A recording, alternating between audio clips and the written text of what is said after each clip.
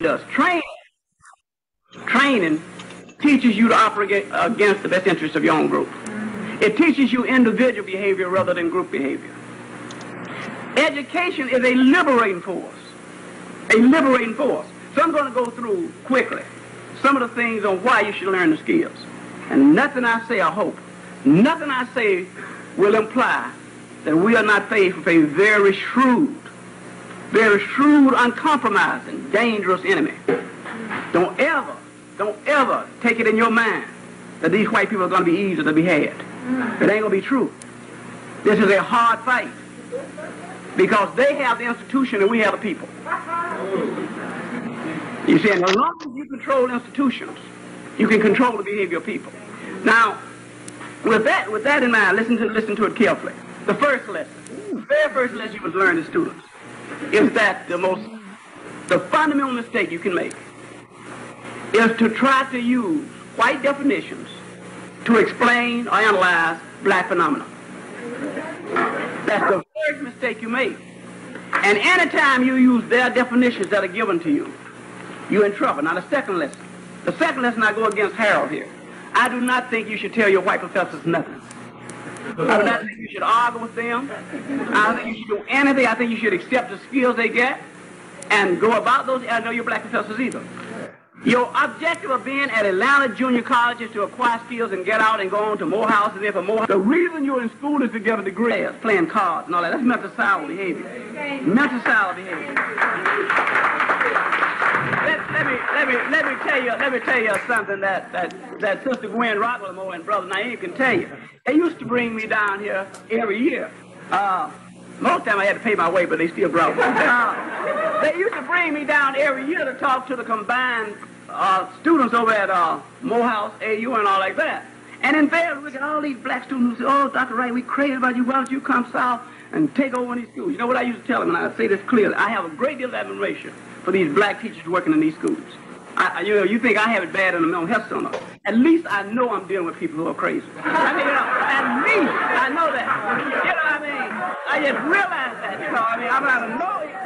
I don't mean that to be funny. I really don't mean that to be, believe me, I know a lot of students have come to me now and say, "Hey, we read your stuff and all," but let me tell you something. If I came to Atlanta and took over school, the first day here, I would send half the black students home. Half black students would go home. And it wouldn't be hard for me to find out who I was going to send home. Not just walk through the halls and do things. I know exactly who's going home. Right there. The second day, I was going to have the black faculty home. You see what I'm doing? The third day, I sent all the black administrators home. And then really about the business of teaching. Because I swear, I see students doing stuff to black adults I've never seen before. I'm very serious about this. Okay, let's go through. Here's what we're going to go through. I'm going to go through with you something you might not have seen before. But every time, by being over this very large agency, we have, and by the way, we train AU students. We train students, I'm going to give them now field placement. We give the internships to people from Harry. We train them. We give from Howard University a train at Garfield Park. We train people. But one of the things that happen in very... You must be in a hurry.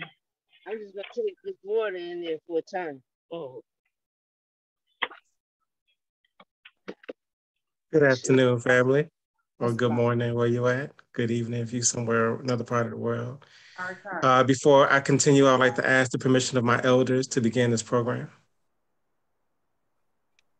You may speak. Thank you, Elder Nyala. I figured there's no better way to begin a program in honor and tribute to Dr. Bobby Wright without, other than using his own words. The visuals were blurry, but the analysis is so crystal clear still. So I just no better way than to have him speak for himself. Super excited about this conversation. As you enter the room, we are all in the same place. We are trying to mimic a modern day community gathering. So we don't have a panelist section and a community section. We are in this together. So if you are off of mute, then that means we can hear you. So please be mindful of your sound. So if you are not speaking, please mute yourselves right now. It's an amazing gathering, just looking at the faces and the names. I'm just encouraged about the work that we have in store and the reflections that we're going to gather today. My name is Dr. Obari Cartman, the current chair of the Chicago chapter of the Association of Black Psychologists. I consider myself an ideological student of Dr. Bobby Wright. And the thing that's really special about this is, I was born in 1980 and we lost Dr. Bobby Wright in 1982. And so I didn't get a chance to sit at his feet in this way. But those of his colleagues, his friends, his coworkers that were working with him, that were side by side with him, that are still doing the work, are here with us. And it's just an honor and a privilege and a pleasure to gather them and to ask them to share his work and their work, right? Not even just about him, but the ways in which he's inspired and continues to inspire the work that's continuing to happen all over the city, all over the country, all over the world. So that's the gathering. That's why we're here. But y'all know what we're here for. But before we begin the program, I do want to pause for a moment of silence. We have lost a lot over this last couple of years. I want to give space, pause for people to get a second to compose themselves, take some deep breaths, to get grounded, to invite whatever you consider to be your highest power, your spirit guides, if it's intuition, if it's nature, if it's your own breath, to find a way to center into that and to acknowledge those that we have lost through a profound silence, to invite those wisdoms that words cannot speak. So I want to begin with that.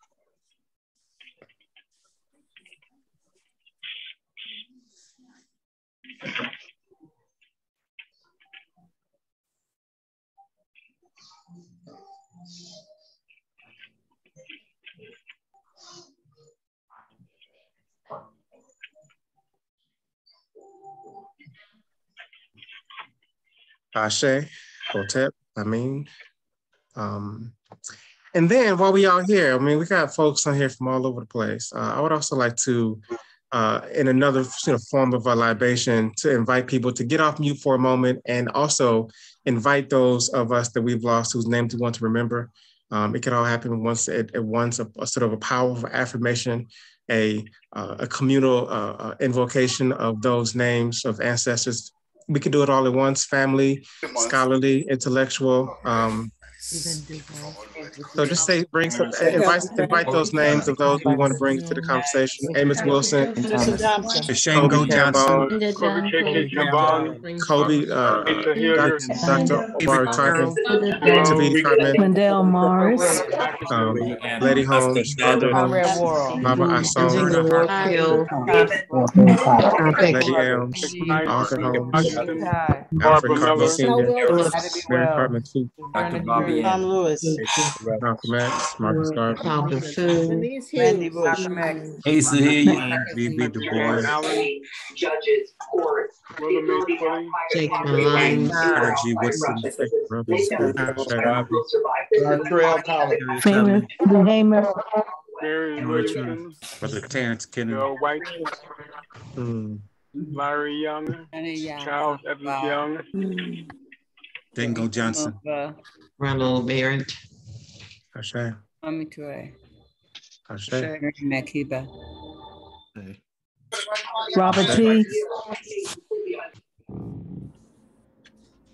Ashe. And now we can begin. I don't know if y'all feel that power, right? Just the names and the spirits of those powerful warriors, ancestors, family, and otherwise, just bringing them to the space just make me feel stronger. So thank y'all for that. I would like to begin with sort of the reason we in particular, by we, I mean the Chicago Association of Black Psychologists, have decided that it was really important to convene this gathering in conjunction with the Communiversity. So this is sort of a welcome that I want us to do to sort of frame the conversation, to remind us, me as a sort of a younger generation, the next generation beyond the Bobby Wrights and Kobe Cambones and Asa Hilliard, so those that have decided to usher in a new generation of evolving their work and applying their work into the contemporary conditions. It's so important that we don't forget that I would not be a part of our association if it were not for those of you all that did the work to create the institutions and the infrastructure and to set forth the organizations that I benefited from, that trained me, that gave me my sort of foundation That, you know, I'm very clear that when I'm on a panel or in a room saying something that somebody else might seem is like, it might seem fun or innovative or off the wall or whatever it is, I'm very clear that it's not coming out of my head, that I had amazing teachers, that I got people that laid incredible groundwork. Bobby Wright is one of them, but Bobby Wright represents a bunch of them. And so it's important to me that the students coming after me, the students of my generation, remember this history. So I want to start with that. This is an extra. I'm going to read just a little bit of the essay that was written by one of our panelists, Mama Nyala, who was helping us remember the history of the Association of Black Psychologists. What she says is, the Chicago movement for accountability for the mental health of Black people in Chicago was ushered in by Dr. Bobby E. Wright during the mid-1960s. Using his unique understanding of the liberation struggles of Black folk and his experiences with the limited opportunities for Black students to advance in the field of psychology, he began meeting and collaborating with Black professionals and students who were interested in making a difference. The difference that he was concerned with rested on the premise that Black mental health required definition based on the historical experiences of our people and an understanding of power. This was the basis for dialogue and development. With Chicago as a centrix and a hub for Black intellectual and nationalist thought, he drew people from Gary and downstate Illinois and as far away as Minnesota and Wisconsin. Folks who came to his meetings, which were often held at the Communiversity, identified their expertise in clinical psychology, counseling psychology, human development, educational psychology, social services, industrial psychology, social psychology, project evaluation, guidance counseling, and learning disabilities, amongst others. They worked or were psychology students in community mental health centers, community hospitals, student counseling services, Chicago Board of Education, Cook County Jail, Chicago City Colleges, and major universities such as the University of Chicago at Circle, the University of Illinois at Circle, and Champaign, DePaul, Roosevelt, Loyola, and University of Chicago. Bobby pulled them into the urgent dialogue for the mental health of Black people, familiarizing them with one another's strengths and maintaining personal contact with more than 50 of these folks. So this chapter that I am now the president of was born out of Dr. Bobby Wright's works and the works of some of the panelists that are in the room still, and some of the luminaries whose names we know and names that we don't know, that I'm hoping we don't forget. I'm hoping part of just today is to remember those names and stories of people that, again, I wouldn't be without, I couldn't exist without, and are still informing the work that we're doing. I'll tell a real quick story. This is gonna be the last thing I say, but I was on a meeting yesterday at University of Chicago.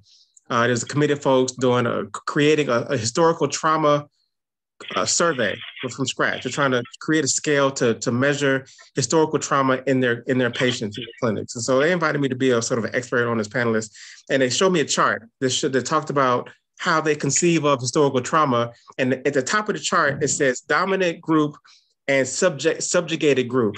And I was like, something about that don't feel right.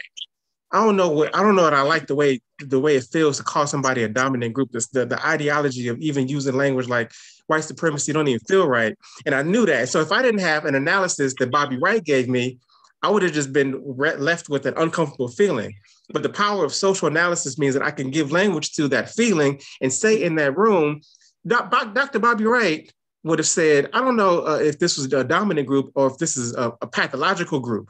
Changes the whole conversation.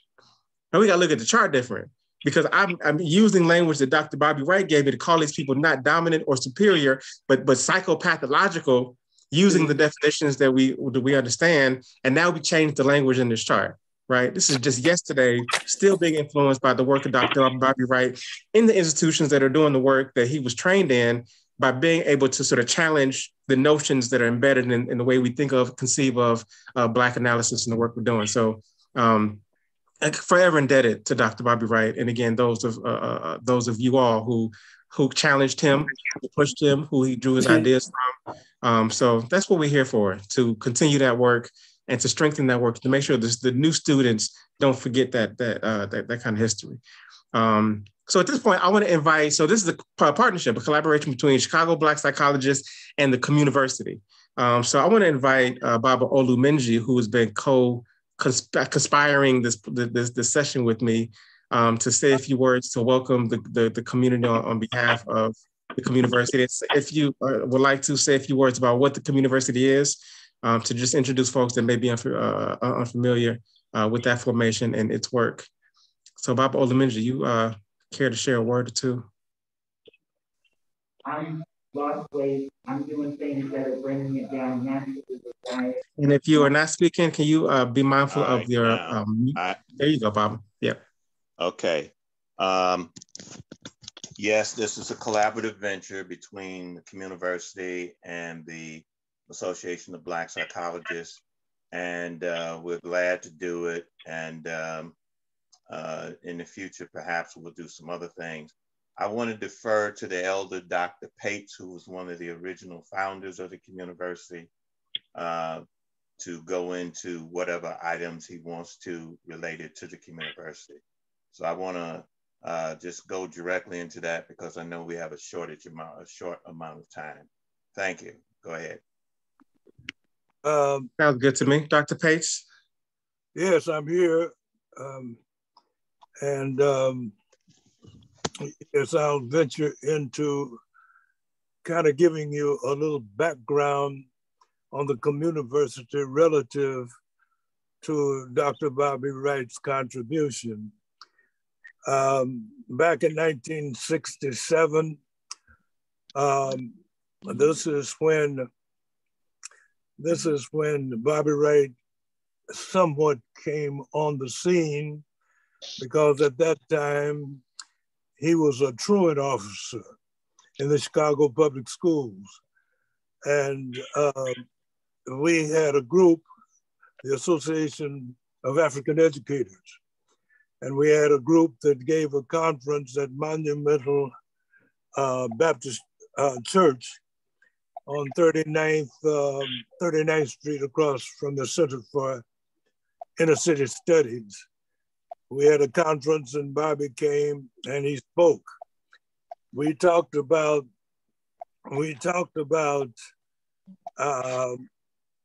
his participation at that time in what was called the Black Teacher Caucus. This was a group of he was a truant officer, and this was a group of those who were anxious to tackle the Chicago public schools. At that time, we had to struggle with a meaningful group. And so what we did was we had a meeting in a church called, it was Reverend John Porter's church. And in Reverend John Porter's church, we had a meeting and Bobby was there, and we talked about how to organize a formation that could take advantage of those who were very much concerned with not only the education of our African-American students, not so much in the immediate area, but around the world. So we would meet in Bobby Wright's basement in his house. And along with Bobby Wright was myself, Dr. Anderson Thompson, and a few others, and we would meet in Bobby Wright's basement to try to give focus to how we would participate in the initiative of bringing a different way of thinking to African-American people. And it just so happens that we had a lot of students at that particular time who were searching for direction. So what happened was, when we got Bobby Wright, Bobby Wright, what he did, his thoughts were organized in about 5 categories. And this, of course, came out of his development in the Communiversity, because the Communiversity was an alternative thinking and studying institution that was created for the express purpose of giving more meaning to the term education of Black students and Black people, not so much in the local area, but around the world. Bobby Wright's contribution to the Communiversity was five ideas that we had published in a little pamphlet. Let's see if I can put it there on the screen. Put it in your face. In my face, okay. Okay. This is the pamphlet. Okay. This is the pamphlet. Yeah, that's all. Now this little pamphlet is called the Notable Quotes of the Living Bobby Wright. Now, it's important to understand the context out of which Bobby Wright spoke. And what we did was we codified his central ideas that came pretty much out of discussions in the Communiversity, because the Communiversity was indeed an alternative educational concept that we had institutionalized, and we initiated at first in Monumental Baptist Church across on 39th, across the street just off Cottage Grove. Now he had 5 ideas, and they are put together in this particular booklet. The first idea was his idea of menticide. The second idea was the idea of the psychopathic racial personality. The third idea that Black people must create and control their own institutions. The fourth idea was the contrast between Black charismatic leadership and white institutional leadership. And the one that we are still struggling with was the idea that Black people must have their own social theory. Now, these are the 5 categories within which Bobby was working in the community, developing people in terms of taking them out of traditional, what we might call repair of the educational system as it stood. And his ideas were very, very creative. Now, we must understand that Bobby was a street organizer before he got his doctorate. And we would meet in Bobby Wright's basement in order to decide what direction we would take intellectually on the one hand and organizational as far as the community is concerned on the other. And we would meet in his basement.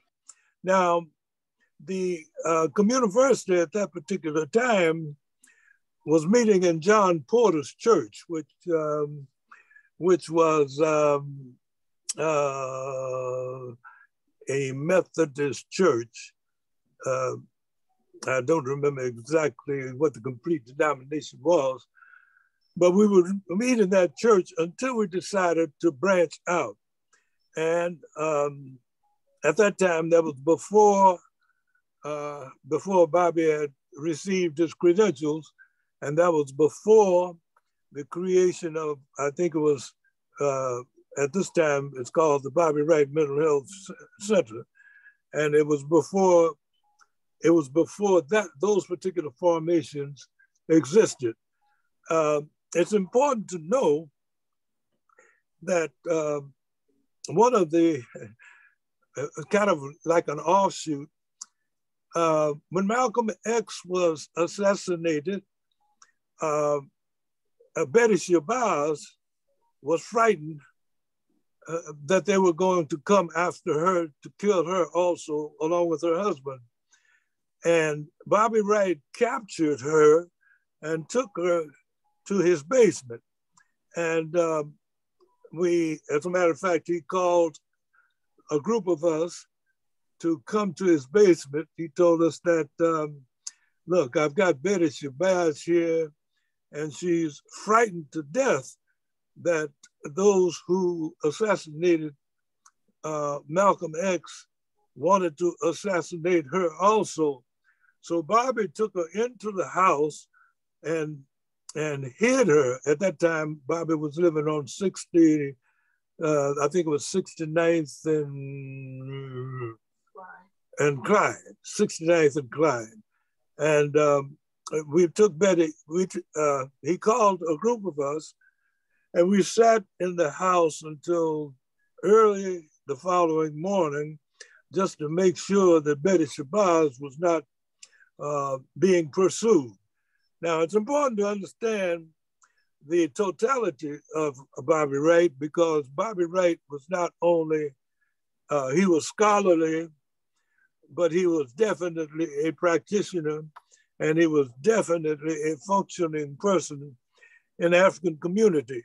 I think it's important to understand Bobby's orientation. Bobby constantly talked about Black people must have their own social theory. Now, this social theory, he would always say that Black people needed a social theory, but he was never able to do anything but talk about the need. So in this little book, the notable quotes of Bobby E. Wright, we attempted to condense in a way some of the thinking of Bobby Wright. To give you an idea, Bobby said, a Black social theory, when implemented, would accomplish the following. It would reestablish the primacy of Africa and focus African intellectual thinking along the premise that Africans are the original people from whom world civilizations emerged. You see, he was scholarly in that direction. He also suggested that we need to galvanize African ethics and social values toward the interest of African people and their future. He also suggested that we had to protect future generations from the isms inherent in which is the exploitation of African resources. For an example, Bobby was being always having to battle against what we call Black communists and Black socialists. And it was only after the Soviet Union collapsed that many of the African-American socialists in the community began to orient themselves more toward what we might have called, what Bobby called, a kind of a Black nationalist philosophy. Now, it's important to understand that one of his statements was consistent with that statement from Chancellor Williams, who said that Black people of the world have to come at last to destiny of crossroads. They must make some fundamental decisions as a single people. The one hopeful sign is that they are slowly and painfully coming to their hitherto beclouded senses, coming to realize that they are one people with a common destiny, and that no matter how scattered over the world, the treatment suffered by one Black group is suffered by all. Now, Bobby used to carry that around somewhat as one of his central thoughts, that we are not divided in all kinds of people. We are one people. We are an African people. And And his dialogue, particularly as he was working in the Communiversity, came out of the context of understanding that we are an African people and that we must understand that for our own, what we would call mental point of view that would give us the kind of psychological comfort that is necessary to have philosophical stability. Now, we took Bobby, as a matter of fact, earlier, we took Bobby out of the street because, as I said earlier, Bobby was a truant officer with the Chicago Public Schools. And at that particular time, we were organizing the Chicago Public Schools to get more Black teachers in Black schools. Bobby was a very, very strong advocate of having Black teachers teaching Black students, simply because there was no other way by which they could be substantially, Black students could be substantially taught. Now, we took Bobby out of the street organizing, of which he was very much a part in his early development, and we brought him into the circle where we would meet in his basement and decide on what directions to take philosophically and educationally. And this is before he got his credentials at the University of Chicago. Many times Bobby would be challenged. They said, well, Bobby, I mean, if you really talk about getting to Black people and you're condemning education, well, Bobby would jump in with that and he says, oh, no, no, no. He says, the one thing, our people will not listen to you unless you have the credential. So that this is one of the things that motivated him, as a matter of fact, to go into the University of Chicago and get his PhD, and then and his credentials, to move on. And as he began to develop, I think it was called at that particular time the Midwest. Was it the Midwest Mental Health Center, I think, if I recall correctly. Now, his participation in the Communiversity, he had a class, we met every Saturday, and he had a class in the Communiversity where, as a matter of fact, he was one of the founders, along with me and another one of our scholars who passed away, Dr. Anderson Thompson. And we would meet regularly to decide on what Bobby would talk about. But, you know, Bobby had his own direction. And if I recall correctly, I remember he wrote several papers, and they were published, the paper on menticide and the psychopathic racial personality. These are the two papers that I remember right offhand.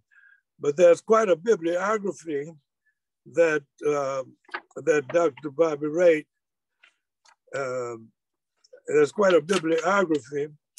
And if a copy of this little booklet is moving around, in the back, the reference that he would frequently, the references from papers from which he would frequently speak: Psychological Theory of Educating the Black Child, that's one of them; Menticide, which was one of his favorite jumping off points, and the Psychopathic Racial Personality, I think that's in a pamphlet published at the time.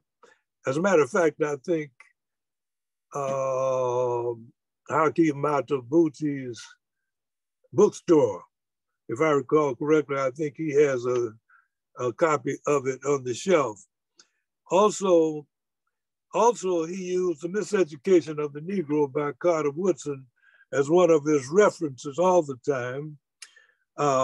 He wrote another paper, The Black Child, A Destiny in Jeopardy. And there, in this little booklet, there are 10 entrances, no, there are 16 entrances from which Bobby made reference, where he made his contributions in terms of writing, and where he made references from some of the writers at that particular time who were very, very active in contextualizing the activities and the imperatives of that particular time. Now, what we must understand is that we're talking about the 1960s. And at this time, Black students were organizing in all kinds of ways. And Bobby, I had a class, Bobby had a class, Dr. Thompson had a class. Thompson and I would intermingle to bring the materials that were pertinent at that particular time. But Bobby Wright was a focal point in the Communiversity, and that even as we found ourselves in kind of an itinerant state, because we would meet at the Center for Inner City Studies, which is on 39th Street, and sometimes we would have to move out and move the students around because we also had to meet at one while at Monumental Baptist Church. We also had to meet at the Baptist Church on 49th and King Drive. Now, I can't think of the name of it at this particular time, but we also had classes there. We had to move around from time to time. Bobby was instrumental in really giving definition to the Communiversity. He was one of those. At that particular time, the Communiversity would meet early, like about 9 o'clock in the morning, and would go on sometimes till 4 and 5 o'clock in the afternoon as a structured institution. Now, Bobby also, one of the things that I don't think people know and realize, Bobby had organized some Black teachers, and they called themselves the Black Teacher Caucus. And this particular caucus would move around giving, at that particular time, in-service consciousness meetings to groups of teachers. We would call, we had a number of what you might call individuals working with us in the various schools. And we would send, Bobby Wright would go to various schools in-service meetings and make his contribution in terms of some of the things that the teachers needed to know in terms of activating their own formations. So Bobby was very, very, very, very, very active as both a thinker and a a thinker, a writer, and an activist. And there's one thing that I don't think people realize, that Bobby probably spent more time after work in the community than he probably spent during working time in his institution. I think there's probably something that's so important, because one of the things that's so important is that when we organized the Communiversity, Bobby was central in the name that it had, because we were at that particular time when we were meeting in John Porter's church, they were talking about an African university. A fellow named Mac Werter at that particular time tossed out the term, well, why don't we have a community university? And of course, it was condensed to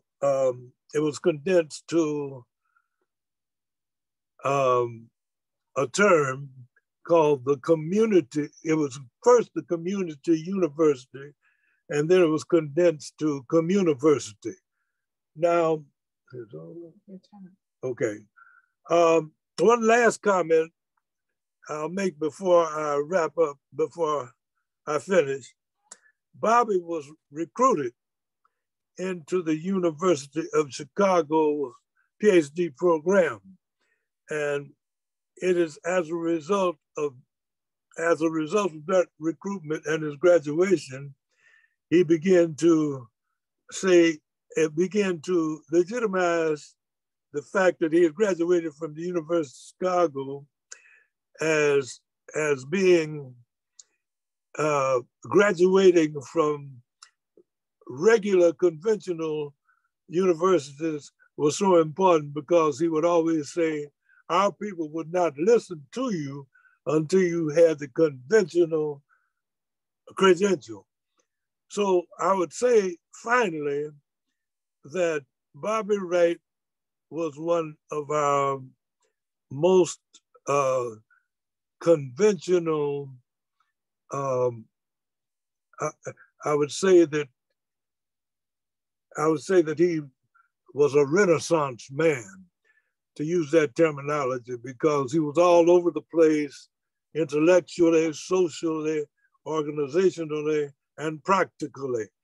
As a matter of fact, at one while I was wondering why, when did he ever sleep?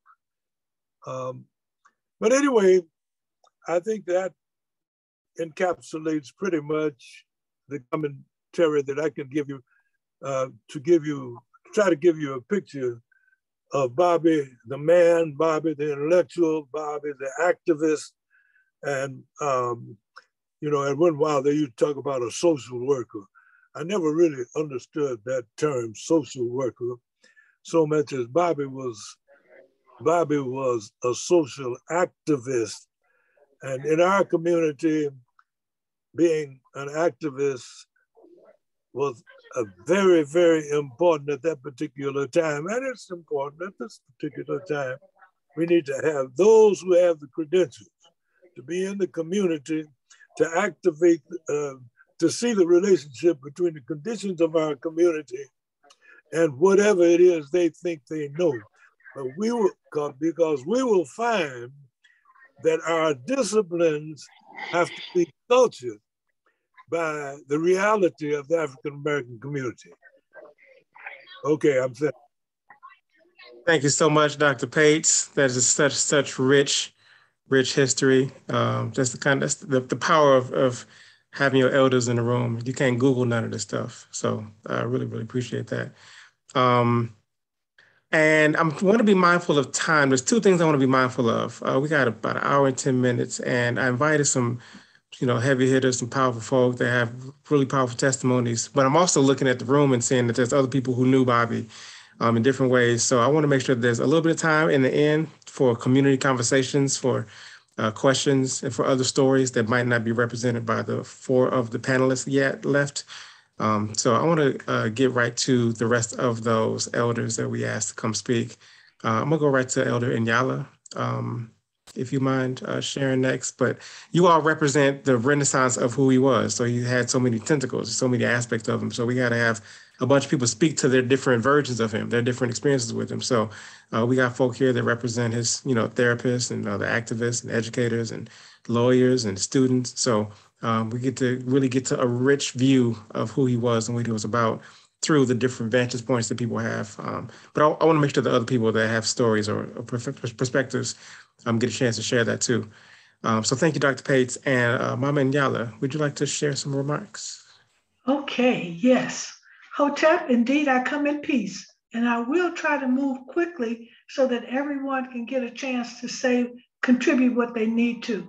I'm going to open my remarks and close my remarks in the context of a poster that Bobby kept hanging in his office at the Garfield Park Comprehensive Community Mental Health Center.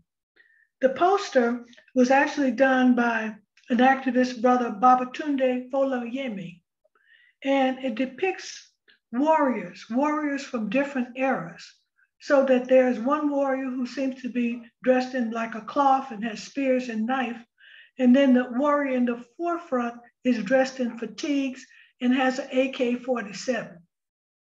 The caption on this illustration, and it was given to Bobby by Hakeem Manabuti, so it was something really special about it. The caption is, "In revolution, unity is power."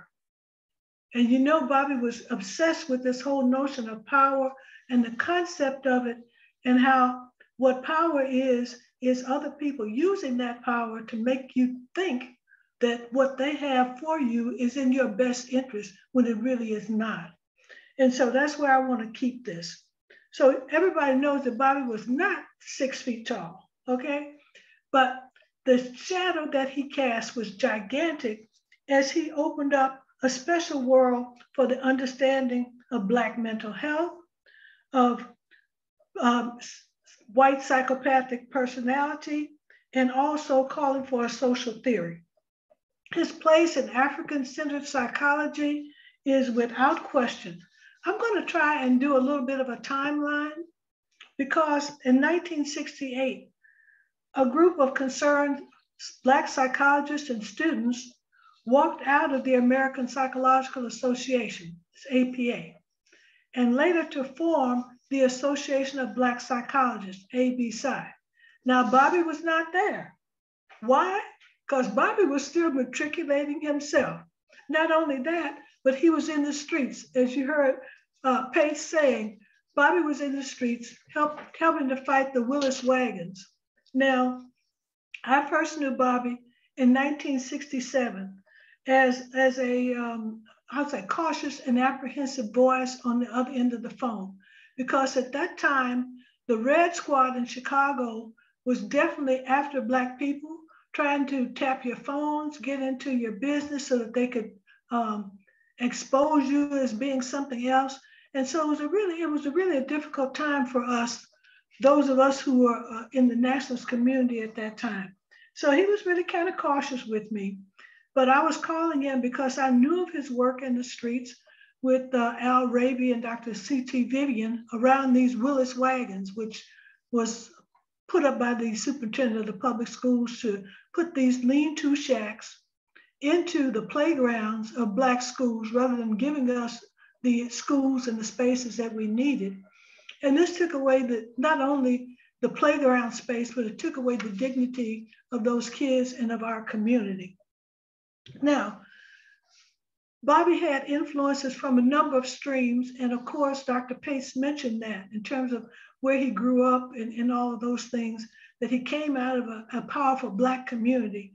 But he also was stirred with a special Black consciousness, because at that time, we were standing up, we were sitting down, we were laying down in the streets, we were getting arrested. Why? Why were we doing all this? Because we had become aware that only we could tell our stories, that only we could defend ourselves. And so we were out there, we were doing that. Now, one of the other influences for Bobby at that time was his work and his study under Frantz Fanon. Because as you know, Frantz Fanon was a Black psychiatrist and French and Algerian born. He was a philosopher, a revolutionary, a writer whose works are very influential in the field of post-colonial studies, critical theory, and also Marxism. So as an intellectual, Fanon was a political radical and an existential fundamental humanist concerning the psychopathology of colonialization and also the human, social, and cultural consequences of decolonization.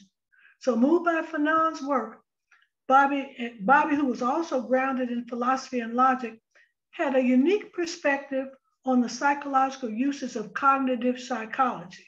That is the psychology of thinking. How do people think? What are their perceptions? How do they remember? How do they problem solve?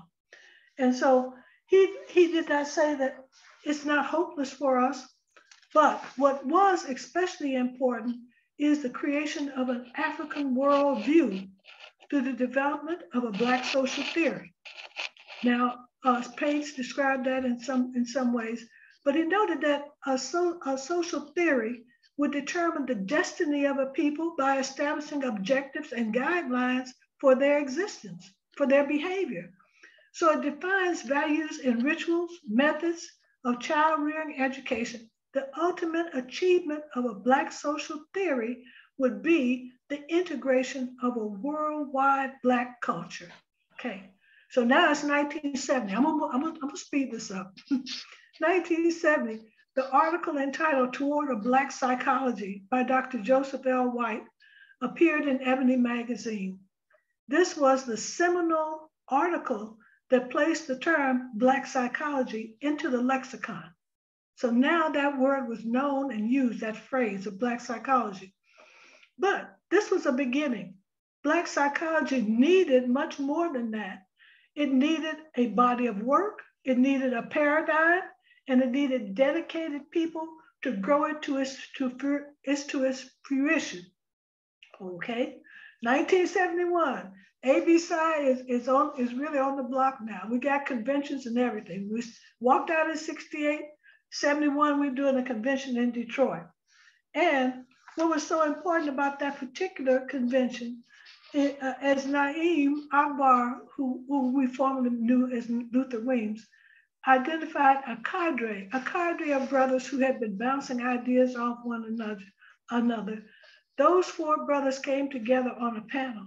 The brothers were Saeed Khatib, who was formerly Cedric Clark, also known as Cedric X after that, Dr. Wade Nobles, Dr. Philip McGee, and Dr. Naeem Akbar. They stepped out in a very special way in that panel. And they were young guys, so they were not already tied into the white institutions. Everybody else before that, we had to go to the white institutions, we had to become part of that, and our jobs were tied into that. Well, these brothers were not weighed down by any of that stuff. So they came out there, they stepped out there, and they brought a whole new paradigm. And that they declared that Black people are fundamentally African. And so there we were. So from 72 to 74, especially Naeem and Wade, leading with a synergy of ideas, really perfected what we would know now more as African psychology. And also at that time, there was the reclamation of our African heritage, the development of the Kemetic Institute, Wade bringing forth my art, all of those things putting in place. Bobby was speaking out more. And so much of what we did then was oral because we are an oral people. And so there was not always all of these written documents. Many of these things were captured only later. And as Pates would have said, that once Bobby died, Easter took all those yellow pads and asked him to do something to put it together. So maybe the publications came a little bit later, but Bobby was speaking out more and more on the psychopathic white racial personality and menticide, which is Black mental illness, what many of us still suffer from. And so the African psychology paradigm would be the social theory for us as Black psychologists to help guide our behavior and our systems of belief. Also at that time, you must remember that Mailana Karinga was creating the Kawaida studies, that Wade was developing all of my art and reaching back, and we were pulling all those things together. Now we're up to 73, 74, and I'm really going to go quickly. 73, 74. Mama, take your time. This is so good. Okay. Take your time. Okay, all right. Beside instituting the chartering of chapters, and Bobby and Maisha, his graduate school classmate, who was Bobby Hamilton at the time, and then became Dr. Maisha Bennett, that is when they would found the Chicago Area Association of Black Psychologists. That's the chapter that many of us continue to be part of and support, and we're going to just see it continue to grow. So that was 72, 73, 74. Okay, also 72, 73, you know, even revolutionaries have to have a day job. And I hope you all know that. You still got to get the bacon on the table. So in 72 is when Dr. Wright completed his PhD at University of Chicago. And in 73 is when the old Garfield Park Mental Health Center gained comprehensive community mental health center status. Bobby would become the first executive director of that comprehensive community mental health center, and the director of what was called the Development Corporation, because you also have to know how to handle money, property, all those things. If you got a not-for-profit, you definitely have to establish a for-profit, okay? Otherwise, you're just left out there at the whims of whoever is pulling the strings. So in taking this day job, how wise was that? That now Bobby was able to pull together a level of expertise from people in the community, from people in the Black schools and universities, from people from our culture, those the bearers of our culture, the artisans, the master carpenters, all of those people, to pull them together to create this center, okay? And now we have a comprehensive community mental health center. Now, when you would meet Bobby, he would say to you, what are you studying? What work are you doing? When are you going to be finished? So it was really naive of me to think that after I finished my year of residency at the Neuropsychiatric Institute, that I could take a month off and go ride a Greyhound bus pass for a month. When I got back, I had a phone message from Bobby saying in that high-pitched voice, "In Nyala, where have you been? I hired you 3 days ago. Get over here." Okay. And so that for me, I was really cool with that because aside from all the stuff I had been doing before, I was already a catalyst. Now, what is a catalyst? A catalyst is a group of Black people with skills dedicated to the liberation of the Black community by any means necessary. So that's a throwdown, right? So I was okay, I was cool. And so then I became a member of at that time, the Garfield Park Comprehensive Community Mental Health Center. My time there went very quickly. I was there from 1975 to 1984, nearly 10 years. And I think my last comment about the wisdom of Dr. Bobby Wright is, Bobby, what did you have in your mind when you thought that I should be the one to carry that center when you couldn't do it anymore?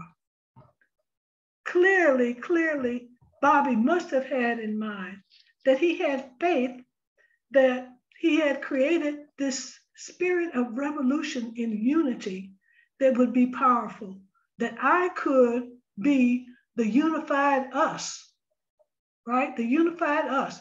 I had all of these people that Bobby had pulled together, standing with me shoulder to shoulder so that we could carry this thing. The 16 different service programs that had been created, the work that we were doing in the community, the training and development of all these wonderful and fantastic people who had come from all the Black institutions. We also had the strength of those Black leaders who had come before us. Once a month, every month, Bobby would bring in somebody from our leadership world. And so we were able to pull it together. We were able to do it. So I think he was really pretty wise, even though I have to question this thinking about me, but still he was pretty wise. Okay, and so now I felt that he had brought about an African-centered mental health revolution empowered by the unifying special collection of people. We were a family of staff, board, and advocates. And so I say to you that you should not allow the oppressor, or the oppressor is not going to finance your revolution. However, you can create a revolution wherever you are, whatever agency you are in. You can create that unifying family of African Black people, and you can make a difference where you are right now, okay? And so I look at that poster, and Easter was willing to let me have the poster. I have that poster now in my living room, and I get a chance to look at that every day. And it says, in revolution, remember, because you have to carry the revolution. In revolution, unity, that is being together, pulling together the essential elements needed for behavior and for health, pulling those things together. In revolution, unity is power. And so I say to you, as Bobby would always say, but I can't pronounce all the words, Aluda continua, the struggle continues, and we will conquer without a doubt. Okay, Asante Sana, I'm quiet. I love it. Thank you so much, Mama. That's such good history. Thank you for that. And we have the current director of the center on the call, and we have Dr. Wash, who's one of the first employees of the center. So we get to hear much more about what that work looked like on the ground. Before I go to them, I want to bring in Attorney Jack Childs, who I understand is one of the members of a study group that's continuing to look at the work of Bobby Wright and apply some of those things. So I want to make sure we get a chance to really talk more about the theory, the social theory that he promoted.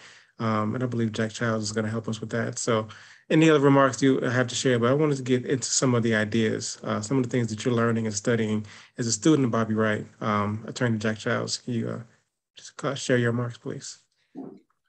Yes, and great comments, Sister Nyala, Brother Harold, great comments. And I was one of the last students of the great Bobby Wright.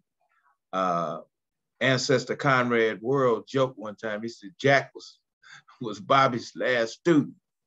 But I came across Bobby through an interesting means. I went to Lou Palmer's bookshelf, and he had Bobby doing a review of the book, The Choice by Samuel Yett. Bobby's dissection of The Choice was so brilliant. I said, wow, who is this brother? And then at the end, he said, by the way, I teach a class every Saturday at the Communiversity. And so the next Saturday, I went to the Communiversity and I sat in his class for at least 2-3 years. And at one point he took a leave of absence. But I can say to you that in the class, he was so brilliant. He dissected the world in his class.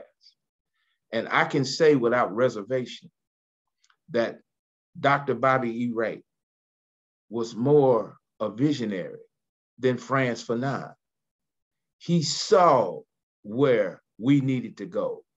He could dissect the problems that we were having.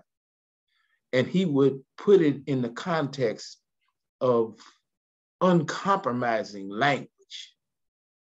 You saw it if you saw that video.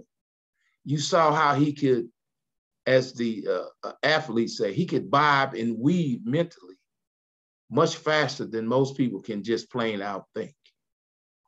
So at that point, Bobby became a platform for me, because he showed me that the way I was thinking was not incorrect or out of bounds, but I was correct. And I often joke and say, he told me, in essence, I was sane, because most of our people, when you talk in these contexts or platforms or venues, they look at you strange because you're countering. And this is what he was bringing at. He countered European thought processes. And that's what he taught. He taught you how to think like an African, or as we say today, a new African, because we can't think like the old Africans, okay? But that particular class was so great. It's hard for me to put in context. All kind of people would be in his class. Baba Chaka Gant, who was a school teacher himself of renown. He would be the one taping Bobby's classes. He was smart enough to tape. And so all of those lectures were caught somewhere in our own tape. And last I heard, Conrad had got a hold of them. So I don't know where they are now. But he taught me that being me was okay. So I took that platform and went to law school. And that's what helped me maintain my sanity in law school. That's what helped me maintain a context of thought that worked well for me. In other words, I didn't go there thinking, hey, this is going to be some egalitarian pursuit. They're going to treat me with equally and all of that. So that helped me navigate and conquer that particular conquest. Then, as life would have it, my children and Bobby's son were all going to Ipe, and my oldest children are some of the first children of Ipe. But the point was, we reached a point where there was a slight disagreement. So we formed another school called the Bladden Center for Creative Development. And Bobby and Easter was some of the first board members. It's Bobby, Easter, Jake, me and my late wife, and several other people. But that was an experience in watching them operate a school and implementing a curriculum. My oldest daughter actually graduated from the school. She graduated a year early, and all through life, she was always a step ahead, which sometimes don't work to your benefit, but it worked okay for her. But watching him navigate that was brilliant. And I can say that he was so instrumental in my thought process and so instrumental in the Communiversity as a whole. That's why I'm a part of the Communiversity today, because I'm forever indebted to that brother and the way he taught me to think. That I can never forget what he did, and I can never forget what he brought to so many others. It was just great. And I'm gonna yield back time because I know other people got to speak, but suffice it to say, he was a unique brother of African descent. The world only produces them periodically because he saw things that the rest of us weren't seeing, but he had the brilliance to transmit that to us and give us direction, hope, and a path. And I still use the concept of social theory today. And I am evoking the fact that until and unless we get one, we're gonna always kind of flounder because everybody can't do their own individual thing. And with that, I rest my time. Appreciate it very much, Brother Childs. Awesome insight. Very, very incredible work that y'all been doing. We actually good on time. There was a question in the chat for you. I think we're gonna have enough time to open the floor to make sure we have some dialogue, some questions. I know that people, again, on the call that have additional stories and reflections to share. I got questions too. I got lots of questions. So some of it could happen in the chat too, so people can respond to some of the questions that are coming in the chat. I know one thing that I've always wondered about, and this is not the time for the question, but if we get a chance to talk about how he conceived of the African-centered psychology theory and the spiritual aspects of that. I don't hear much about his spiritual belief system, or if he had one. I think I've heard people call him an atheist, or if he had an ancestral conceptualization. I've been very curious to know how the spirituality fits in his understanding and his explanation of African-centered theory.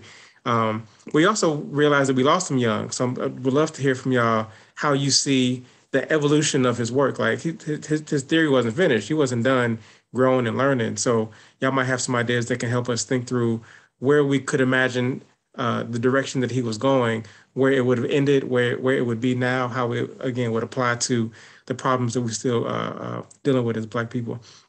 So a lot to talk about. Hopefully we get a chance to sort of build some of those things. Before we go into the open discussion, I do want to invite our last three folks that I asked to share some remarks. We'll go with Dr. Hattie Wash first, who is still working, still got her own center, still doing, you know what I mean? Like, this ain't no, we're not talking to elders that are retired and sitting around watching TV. Like, we still out in the field. So would love to hear how the work that you learned, the ways that you were inspired by Dr. Bobby Wright continues to influence your continued work out here as a clinician, as an institution builder, and anything else you want to share about your experiences with him. Dr. Hattie Wash. Okay, good evening, everyone. Afternoon. I just want to, I'm not going to take a lot of time. I'm just going to speak briefly about the origins of the Bobby Wright Mental Health Center and my role in that. I met Bobby in late 1960s, you know, when I was an undergraduate student, and I attended many of the presentations that were conducted at the Center for Inner City Studies with Dr. Wright, Conrad Worrell, all of those guys. I think I sat in all of their presentations as a student. It was during the late 60s and early 70s that students, we were involved. You know, we had student movements, we had African-American student associations in our schools, and the Communiversity was the place where we all got together and, you know, and reinforced each other in terms of our ideology beliefs. In 1971, you know, I received my first master's degree in cultural studies with emphasis in African-American studies. My goal at that time was to teach. However, there was no teaching positions available. So I was hired by the State of Illinois Department of Mental Health as a mental health administrator trainee and was placed at the Garfield Park Mental Health Center, which was at that time located at 2400 West Washington. When I began my mental health administrative trainee at that center, Dr. Pitts, who was the late Dr. Pitts, who was also a psychologist, was the center director of that facility. And the day that I walked into that facility, who did I see in there but Bobby Wright? So he walked up to me and we greeted each other because we knew each other from the 60s. He also knew my late husband. And he told me that he was there finishing up his PhD. Now, the mental health administrative trainee position was only a year position. And at the end of that term, hired as a state employee. However, it was during this period that the Comprehensive Mental Health Center's Federal Act that came into place, and Garfield Park Mental Health Center was one of the organizations that had been chosen to become a comprehensive mental health center. At that time, Dr. Pitts was asking everyone who worked for the state whether or not they were going to stay with the state or whether or not they were going to go with the community. he came to me and he told me that because the center was going to become a comprehensive mental health center, that I would not have a job after that because I was not a full-time state employee. I was a trainee. So I talked with Bobby. I was really upset. I talked to Bobby and I said, Bobby, they're going to fire me. And so Bobby said, oh no, I'm going to become the director. You're going to work for me. I said, oh, okay. So it happened that before that year was over, most of the state employees stayed with the state. And at that point, it was only like 5 people that Bobby had identified to become part of the Comprehensive Mental Health Center. So there was myself, Joseph Smedley, Emmett Hines, Georgia Hines.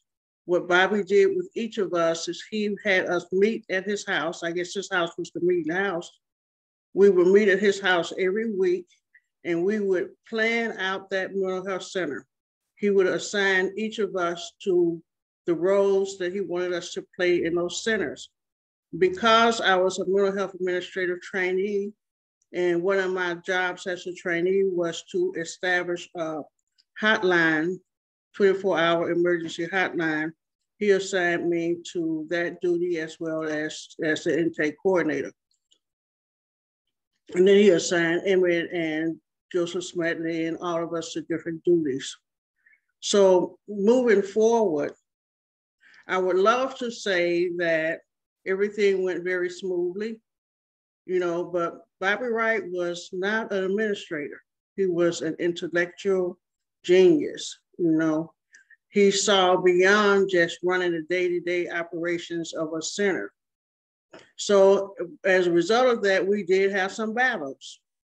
And I think one of the battles that we had where it really endeared me to him and him to me is that we had disagreed on some policy that I had suggested that we put in place. And he said that I couldn't put it in place. You know, so I said, Bobby, I said, I thought you was a Black nationalist. And he said, I am a Black nationalist. I said, no, you're not. I said, I'm a nationalist. I say, and you're going against the duties of a Black nationalist. So you're not a nationalist, Bobby. You know, so after that, it really went that way. After that conversation, he allowed me to go ahead on and put the policy in place that I wanted to put in place. One of the things that I learned from being at the Bobby Wright Mental Health Center was that we were constantly in trainings. We were constantly having staff meetings. We were constantly staffing cases. Most of us were not clinicians when we came there. We were students. You know, we only had information from the academy in terms of what we need to do with students, with clients. But we found that most of that stuff that we had learned in school was not applicable to the clients that was coming into the Garfield Park Mental Health Center.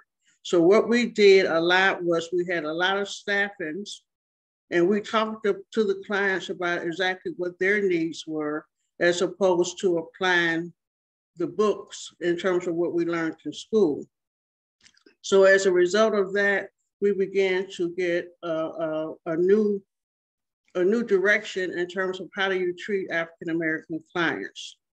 You know, additionally, he would also bring other people in as trainers to us, you know,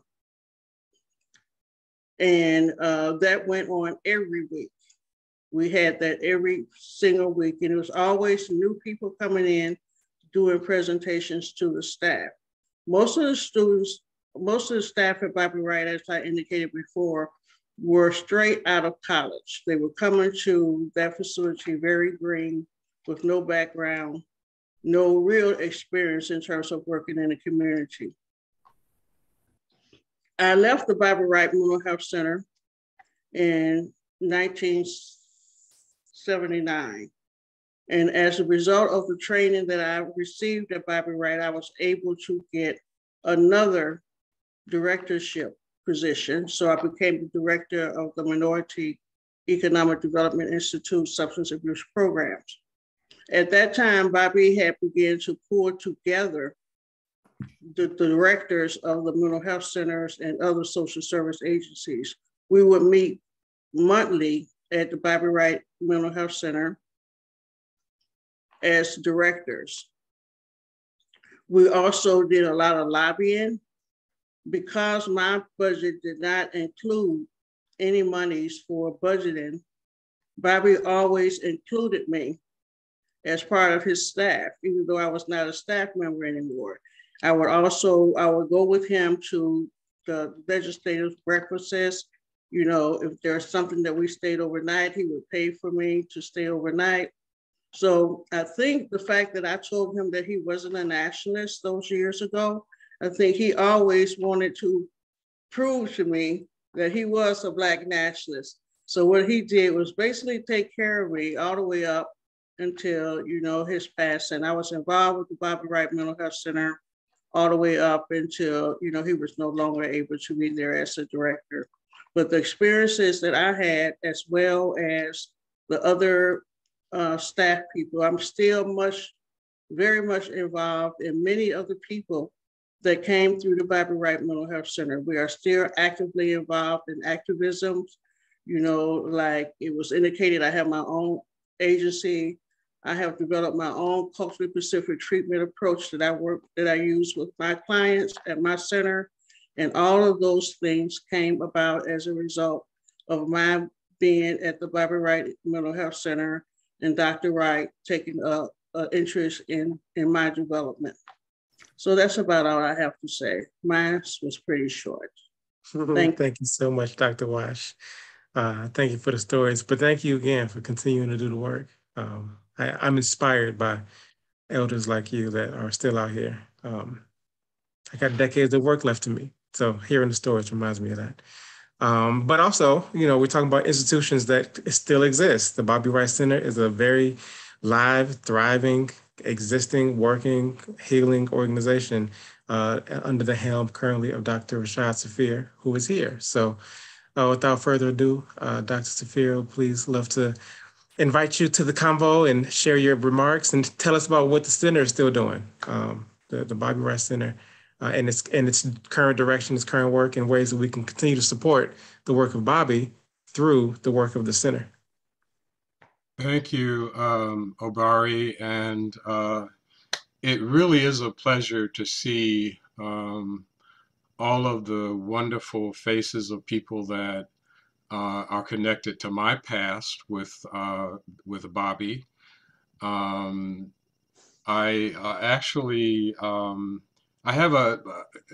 want to talk a little bit about the lighter side of Bobby, the side that I knew. I met Bobby in 1975. I believe it was at the American Psychological Association convention. I believe it was held in Boston that year. I was completing my final studies for my doctorate in clinical psychology at the University of Utah. And I should pause on that. At the University of Utah in Salt Lake City, Utah, the first African-American male to receive a PhD from that particular university. I remember I was walking through the hall of the hotel where the convention was being held, and Bobby he and I were approaching one another, and he stopped and introduced himself as Bobby Wright, not Dr. Wright, but Bobby Wright.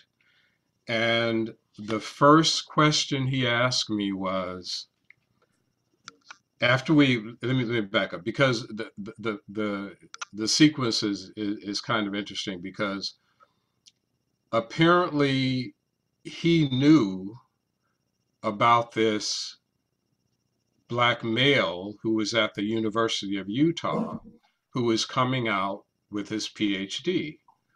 And so he said, "So you're the brother from Utah?" And so we had some discussion about, you know, what that must be like and so on and so forth. But I'll never forget the question that he asked me, and it was, what is your social theory? And I began to talk about Albert Bandura and social learning theory. And you could imagine what the interaction was like. And Bobby said, no, no, no, no, no. He said, you know, that's the stuff they're training you on. He said, I'm asking you, how do you make sense out of this madness that's going on in the Black community? How do you understand what is happening to Black people all across this nation? And I was completely dumbfounded.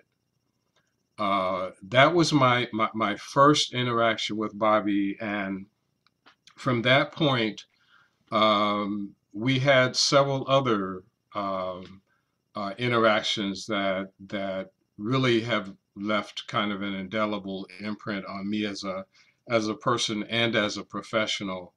At one point in my career, I became the chair of the psychology department at Norfolk State University. And one of the first tasks I was given was to develop a master's program in counseling psychology at this historical Black college and university. And I was able to do that, and we had an arrangement with Lou Ramey and the Southern Regional Education Board where we would provide seminars for Black students at Norfolk State, at Hampton University, and other HBCUs. We bring them together, and we had people like Bobby Wright, Naeem Akbar,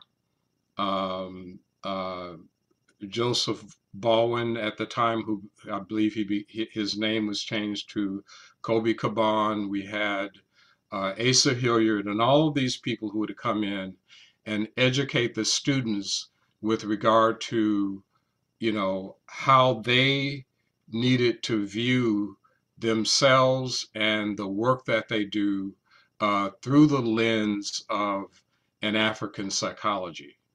At this time, A.B. Psy was fairly well established.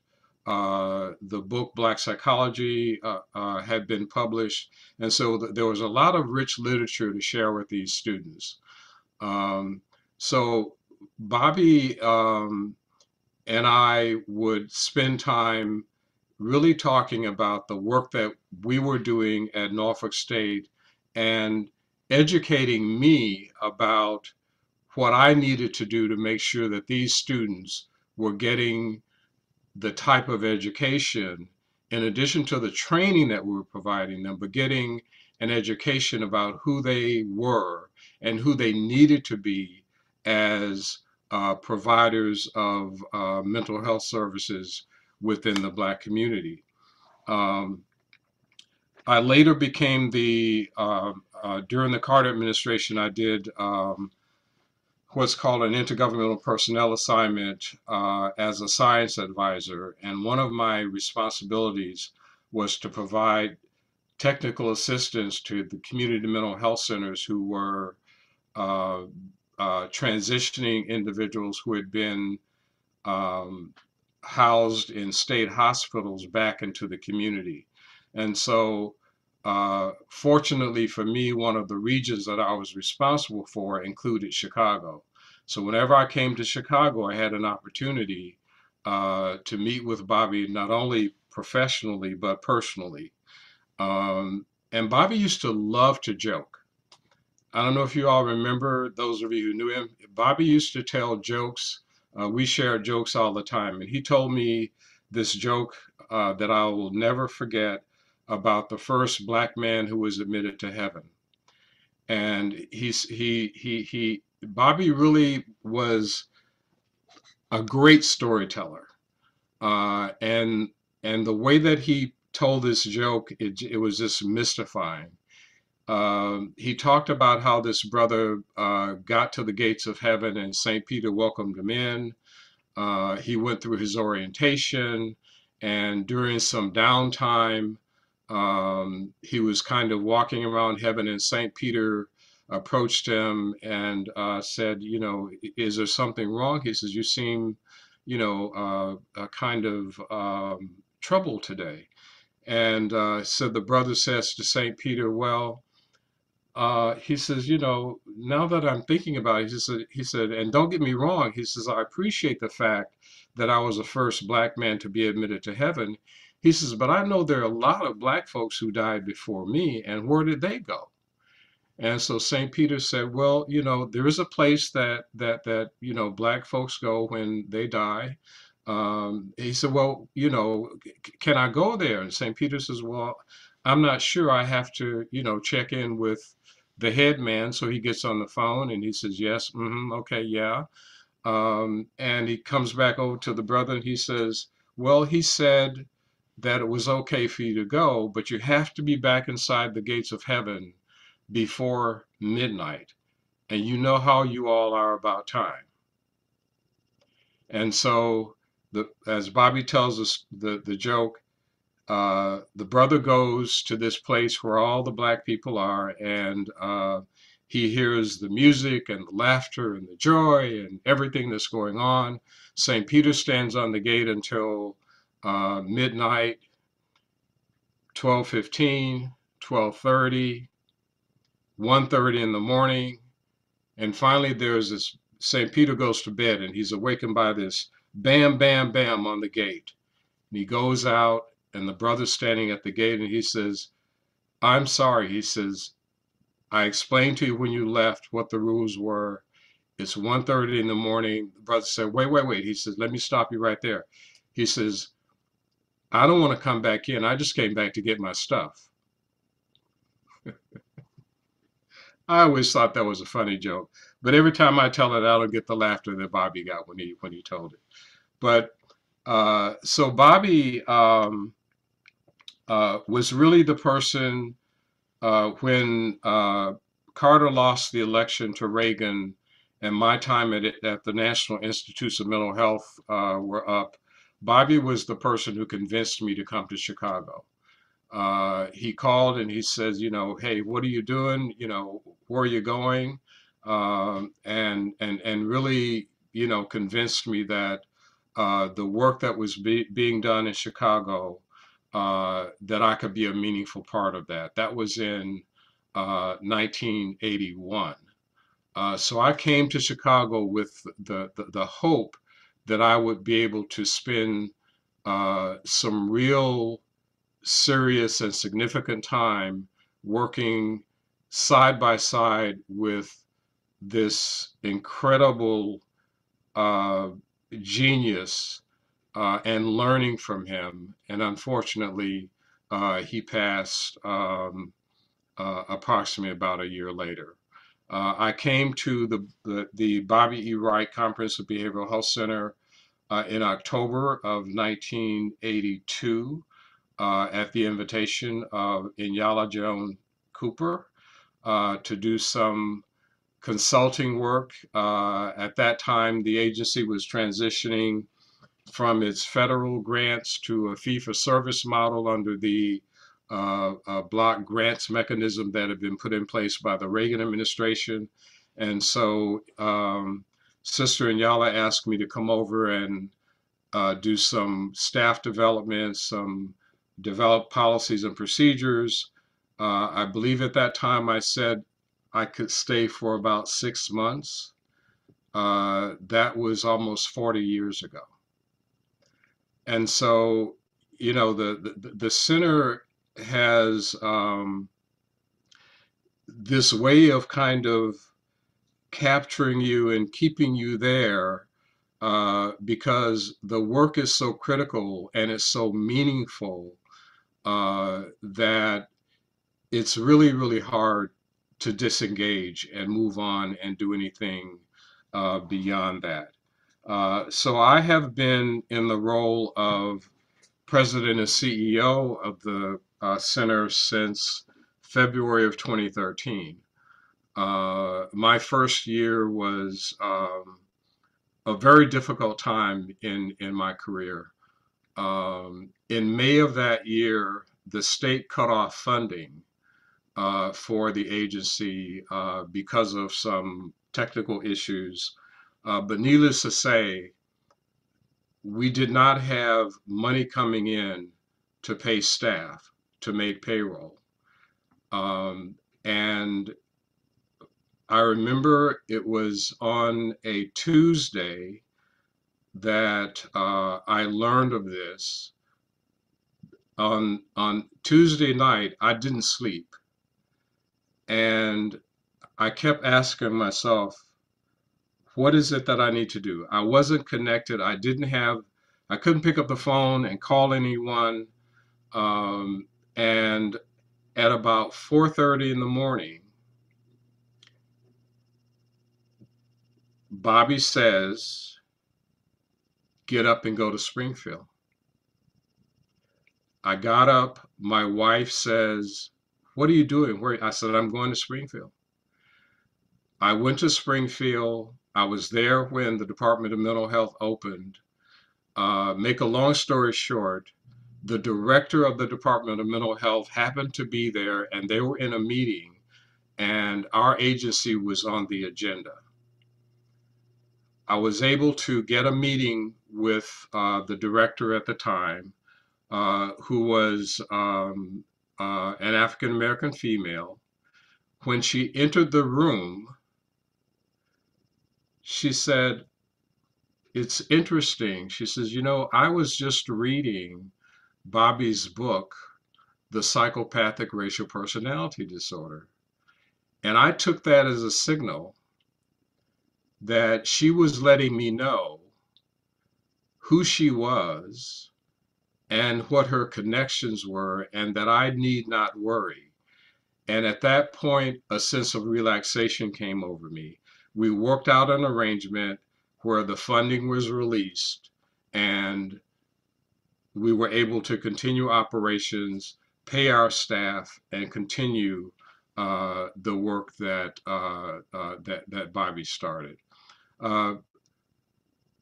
Obari, can I share my screen? Is that possible? Does it let you, or needs? I can make you a host real quick if I got to. Okay. I just want to share something with you. For some of you, this will be a glimpse into to Bobby and his psyche, and for some of you, this may be a walk down memory lane.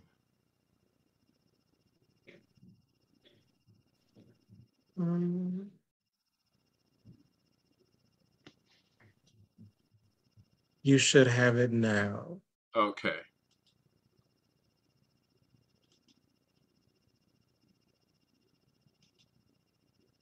Can you all see that?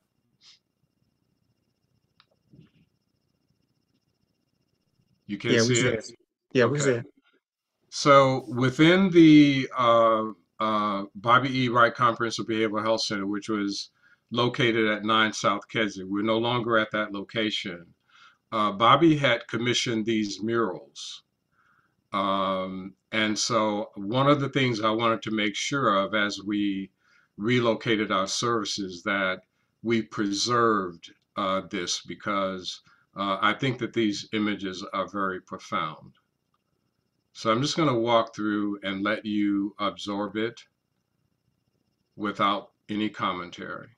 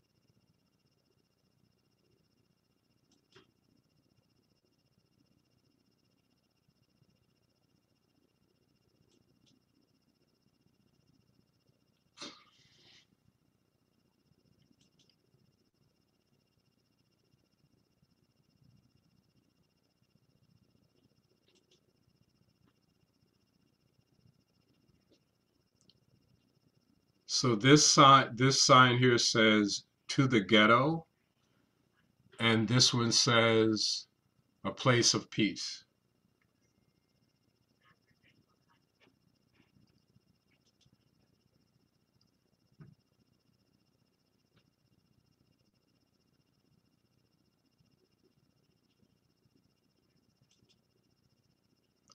Okay, so the second set of slides, and you all may have some reactions to what I just showed you. You know, we can certainly, hopefully, have some time to process that. But currently, the Bobby E. Wright Comprehensive Behavioral Health Center continues to operate on the west side of Chicago. You've heard the history. Established as the Garfield Park Community Mental Health Center, Community Mental Health Centers Act of 1963 was the first African-American owned agency funded under the Community Mental Health Centers Act of 1963. In 1973, there were 750 community mental health centers nationwide, and only one was African-American, and that was agency being run by Bobby. Initial board of directors were comprised of community activists who were concerned about how institutional racism affected the mental health of African Americans on the West Side. Dr. Bobby E. Wright was the first executive director from 1973 to 1982. The mission of the Bobby E. Wright Comprehensive Behavioral Health Center is to improve the quality of life for Chicago's West Side residents, including the communities of East and West Garfield Park, Lawndale, and Austin, by providing the highest quality of mental health, substance abuse, and developmental disability services to children, adolescents, and adults. The initial funding for the Community Mental Health Center was limited to East and West Garfield Park, because at that time, comprehensive community mental health centers had what were called catchment areas. But at this point, we've expanded to not only include the communities that are listed here in the mission statement, but we've also done some expansion to the south side. Currently, we have 3 locations. 5002 I'm sorry, Doc. West. Were you trying to show another slide set? I'm sorry? You never switched here. It sounded like you were switching slides. Oh my God. You still got the artwork up. I thought I just, okay, hold on a second. So take this one down and then start over if you need to. Okay, I am so sorry. Okay. How do I do that? Okay, stop share. Share screen. And at my age, I'm a little bit Man, you cannot believe I'm so surprised we pulled this off so well. I'm so impressed with y'all today. Now can you see my slides? Okay. So I'll go through them rather quickly. Okay. Can you do a slideshow view? I'm sorry? Can you do a slideshow?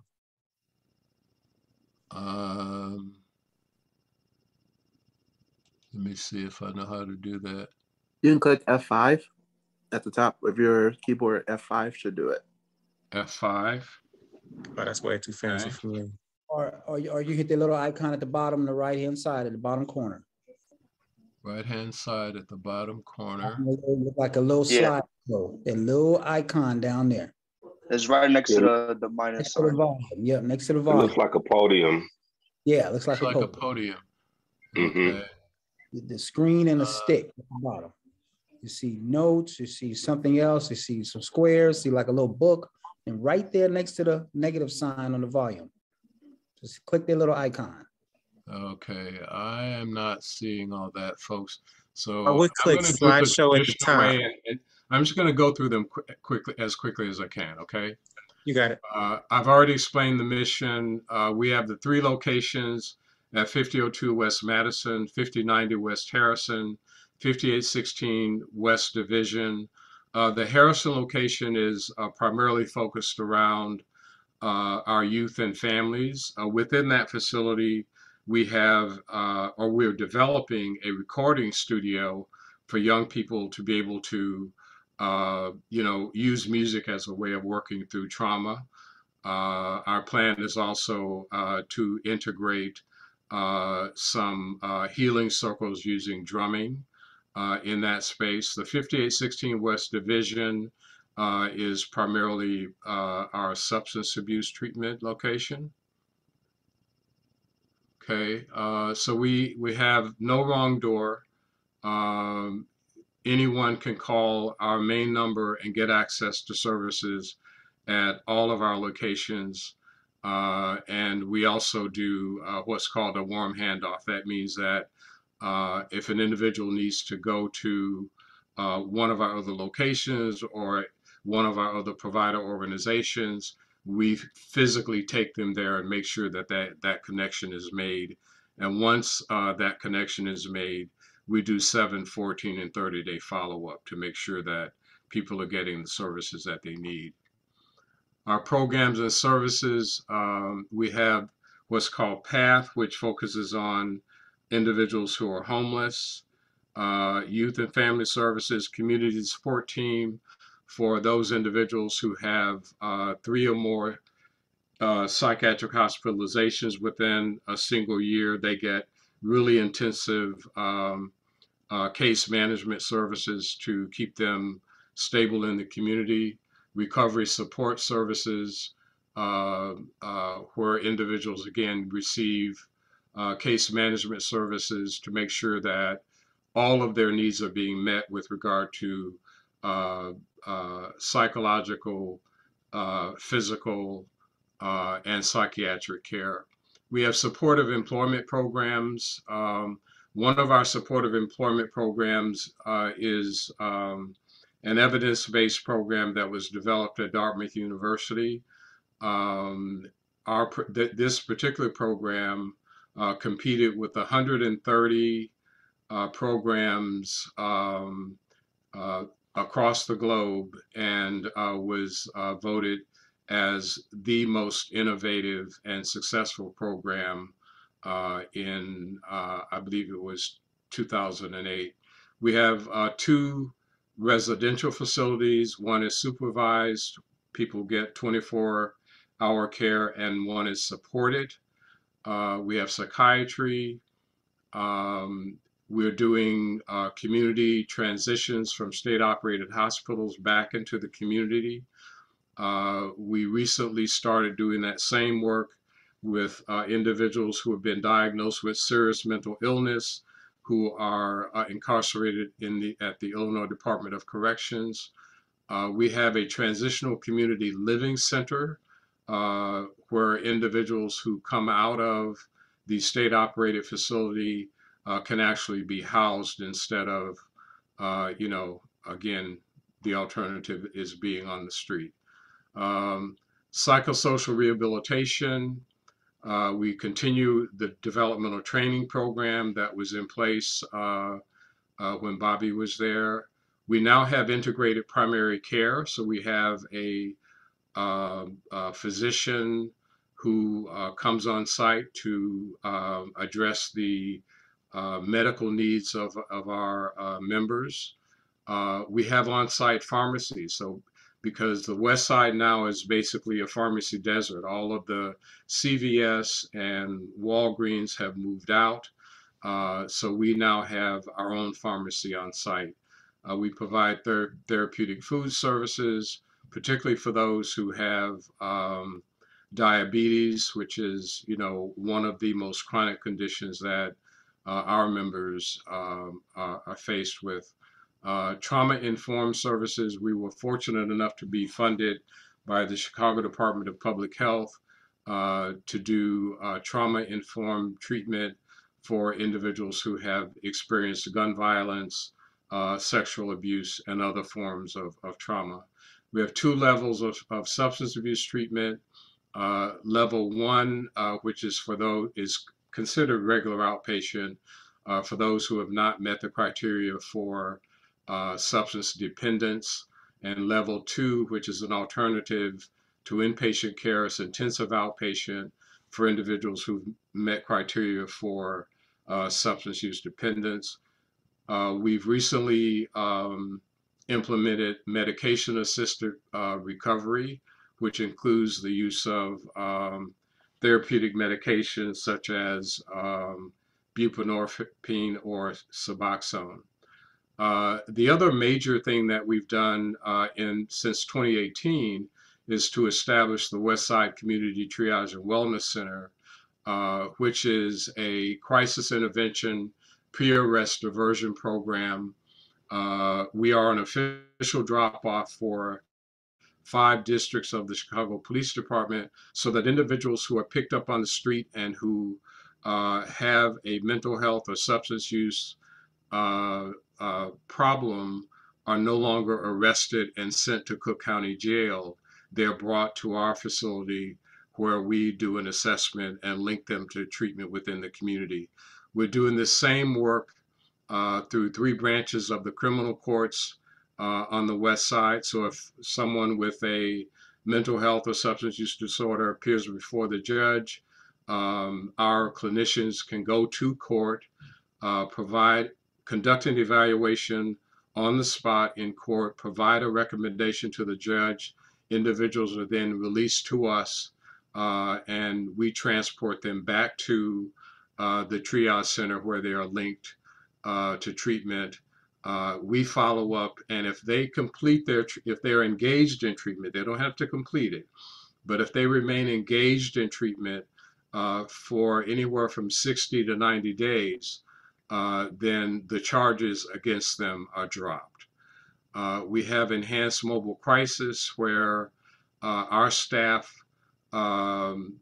coordinate with the Chicago Police Department Crisis Intervention Team to go out and do interventions in homes where the CPD is getting frequent calls that are mental health related, to make sure that individuals are getting connected to treatment instead of, again, being taken to jail.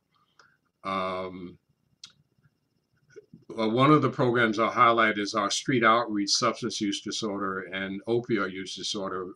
We have a team of individuals with lived experience who are recovering from substance use, who visit approximately 15 hotspots on the west side where we know individuals are using particularly opioids.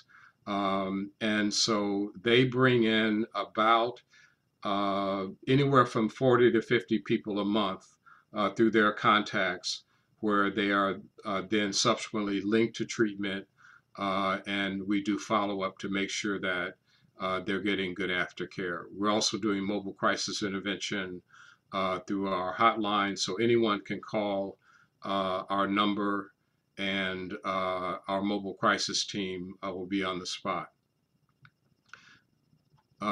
This is a picture of the front of the center that's located at the very busy section on Madison 4133, just west of Madison and Pulaski, where there Can you are. try clicking on that slide one more time on the left hand?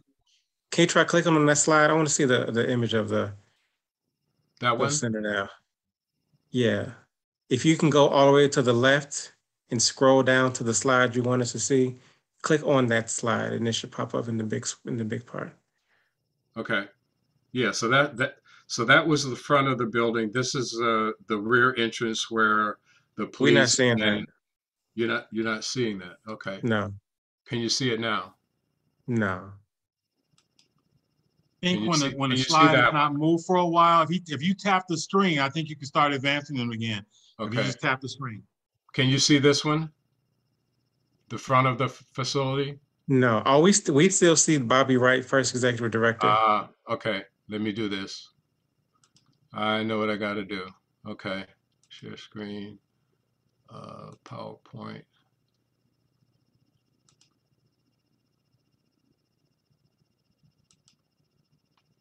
Okay, I'm having some technical issues here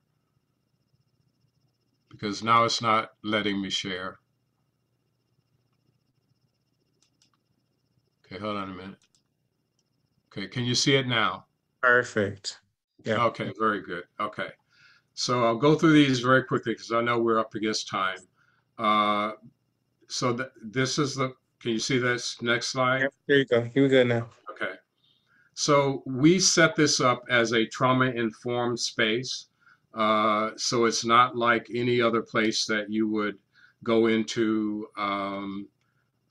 It's more like a living room kind of space where individuals can walk in off the street or police drop them off. I think I may have skipped a slide. Okay, this next one shows our intake area. We have an area set aside for children. This is one of our non-traditional kind of interview spaces. So it's not a desk and a chair. We're really trying to do more of a relational approach to assessment. One of our medical exam rooms.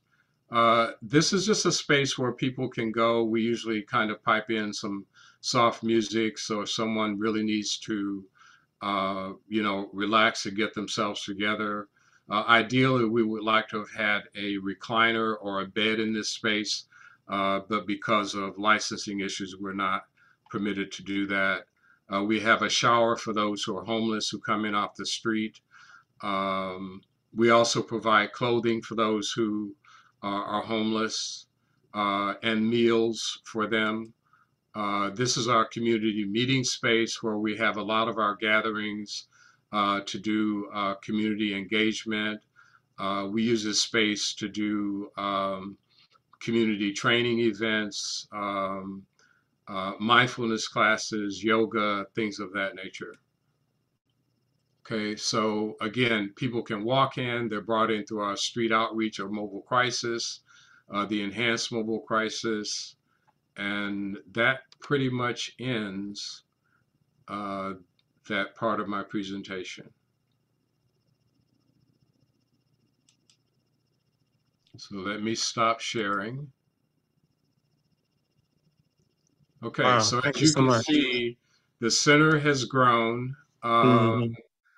Just in this past year, we were able to bring in a little over $2 million for programming.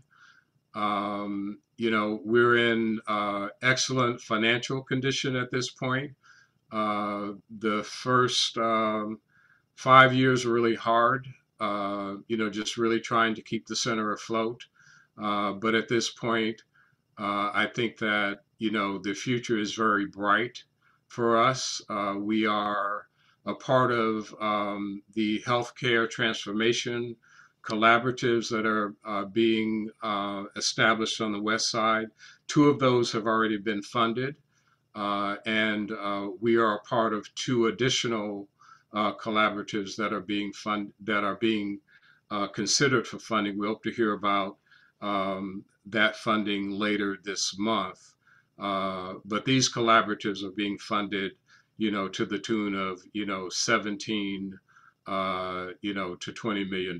So there's a lot of exciting stuff going on. I could spend a lot more time talking about our services and things that we're doing, but the time is at 2 o'clock, so let me stop. Thank you so much, Dr. Saafir. Round of applause. Lots of wonderful comments and outstanding works in the comments, and requests for trainings also in the comments. So I don't know if there's opportunities for people to learn more about how you're doing the innovative work and continue to carry the torch. Looks like the Bobby Wright Center is in good hands, which is good to hear and see. Looks like we're gonna need about 15 more minutes. If y'all are able to stay for a little bit, I'm gonna have one last speaker just represent the reach of Bobby Wright's ideology beyond mental health into sort of political, other sort of spheres that he touched a lot of different people, not just psychologists and clinicians. So I had a guest, Diallo Kenyatta, that I invited to share some of his work. Diallo does a lot of work to really keep Dr. Bobby Wright's name and ideology into the public sphere through podcasts and social media, and using some of his ideologies to help help us make sense of the mess and the madness we're still in. So I just wanted to invite him to share a couple of words just to represent that, you know, his reach was wide and very much relevant to the things we're still dealing with today. So if the Diallo can share a few words, and then we'll stay for a couple of minutes for some questions and comments or other stories. You know, I'm here for as long as we can stay here. If people got to go, people, you know, clearly can leave. But I want to make sure that while we're here gathered, we can capture this recording and save it for the archives. But before we open the floor, Diallo Kenyatta, if you can get a few minutes to share a few words.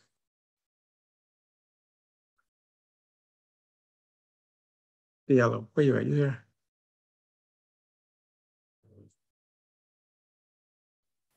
Can you hear me? There you go. Yep. I'm sorry, I was having trouble unmuting. Am I good? Can I go? What's going on? Yes, sir. You got it. It's all yours. I'm sorry. All right. Sorry. Okay. I'll just jump right in.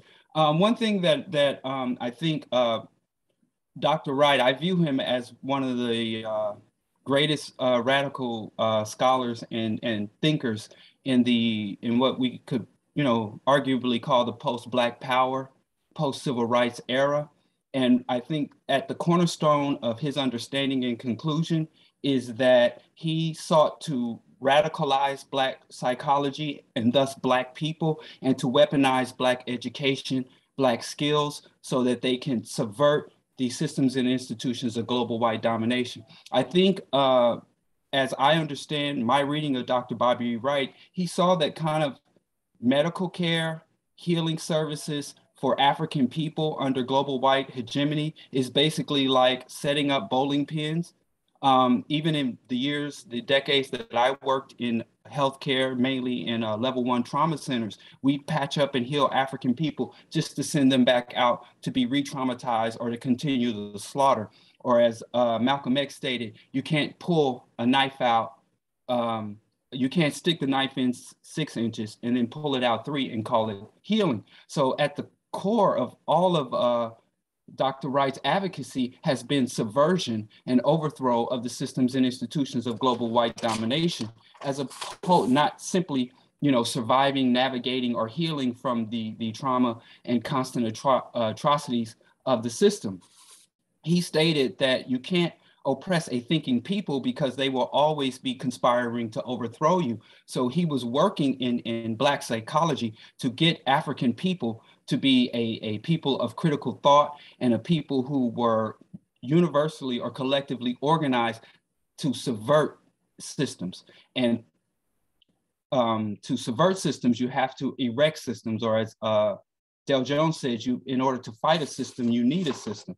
So that is what has spoken to me most predominantly from his teachings. He often quoted, as often, our enemies and our oppressors. He made a very, very direct, ongoing effort to point out the techniques and agendas and protocols of our oppressors and our enemies that they use against us. One of the people that he quoted was John B. Watson, the man who was famously stated, "If you give me my own specified world, I can turn an individual into a beggar or a great man, and create any type of person I want, given my own specified world." And Dr. Wright went on to point out that white people have their specified world. They control the institutions. And Dr. Wright also stated that slavery, he defined slavery as a status where all of the systems and institutions necessary for a people's survival are in control of another people. That is a state of enslavement. So he also articulated that we are in a state of enslavement. We are under the control of a not just pathogenic, but criminogenic population of people. And through menticide, the last statement in his definition of menticide is that the ultimate goal of menticide is the extirpation or genocide of those people. And as we live today, decades after his passing, we see that the system, we're under an omnicidal system where all ecosystems are contaminated and declining. Biodiversity is declining. The world's temperature is increasing beyond rates that can sustain complex life forms. So Bobby E. Wright's psychology goes so far beyond healing and patching up injured African people to radicalizing and creating revolutionary countermeasure to the systems and institutions of global white domination. It's not just healing under oppression, but countering and subverting institutions of oppression and erecting systems of liberation and systems of resistance. So I think that Bobby Wright, even though he was the greatest academic of his era, he is also one of the most astute and clear, radical, rational thinkers. And that's what I appreciate most about him. And thanks for the opportunity of sharing that, because I believe I'm at or beyond my time. That's good. Just want to hear a little bit of the wisdom and clarity and wit of Diallo Kenyatta for this. I appreciate that. If y'all don't follow Brother Diallo work, he does this. So if y'all want some insight on current goings-ons and application of good ideology that's centered in a Bobby Wright and philosophy, he's who I go to for that. So thank you for those words. If y'all got a moment, if there's other stories or questions or comments, I can extend this from about 10 more minutes if people want to share things. Yeah, Obari. Yep. Yeah, I'd like to just thank Dr. Saafir for preserving those paintings, and I want to give you the artisan's name who did that. That was Brother Surah and Brother Uman, okay? And they were responsible for the painting and the development of those art pieces. So I just want to thank Doc for preserving those, because that's a long history. Bobby was into anything African that was going to help advance healing within that center. So those paintings and drawings, because there was another set on the second floor in one of the alcoholism rooms that we used for groups that were there also. So again, Brother Surah of the Sun Drummers and Brother Uman, they were the artisans for that piece. Thank you. Yes, thank you for that, Brother Olaminji. Brother Surah and I actually worked very closely together around doing a demonstration of how drumming is a healing force. And I hope that we're now in this space where we can begin to expand and integrate some of that work to bring that back into the organization. One of the stories that I didn't share, and I'll do this quickly, is at Dr. Wright's funeral, there was a lot of drumming that occurred. And I left his funeral in a different state of being. And I say being because both my mind, my body, and my soul felt different. And I didn't know exactly what it was. I could not put up my finger on it until several weeks later.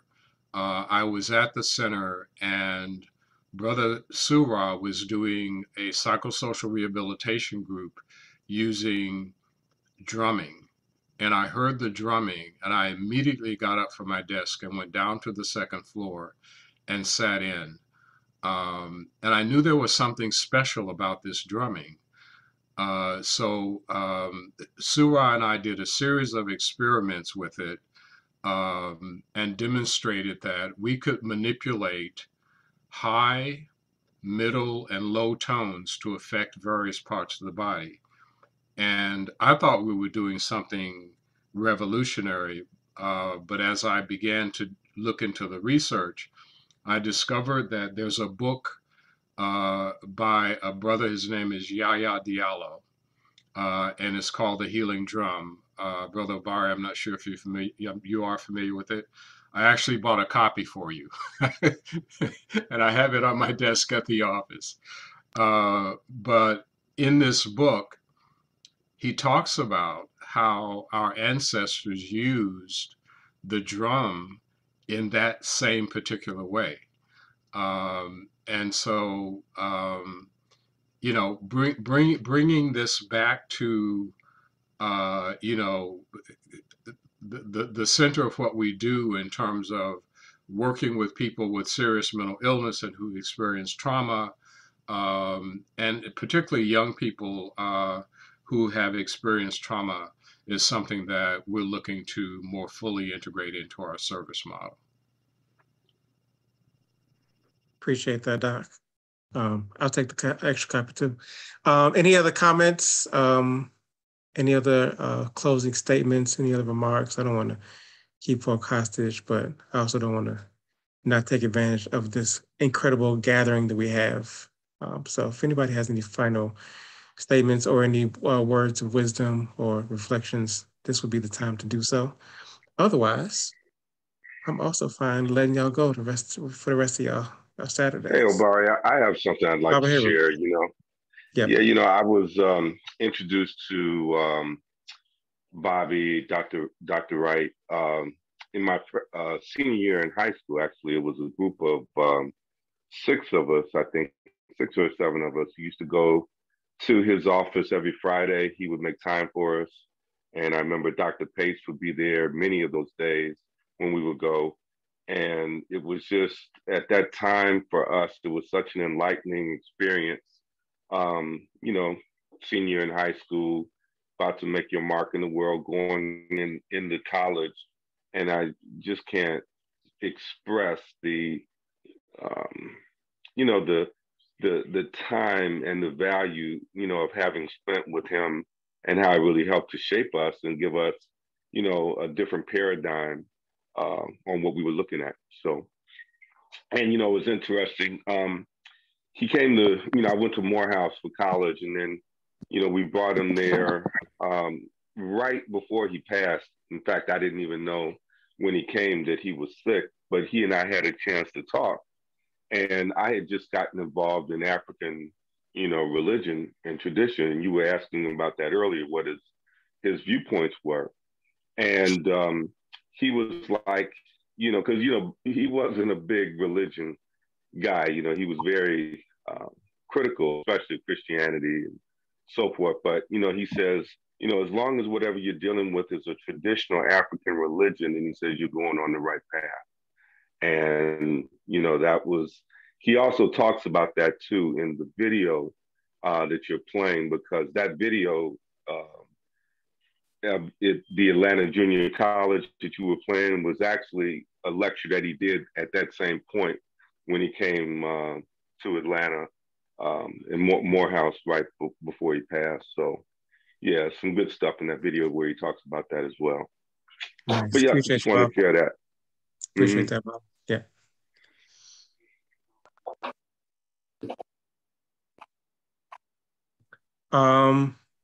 Dr. Hopkins, Reginald Hopkins.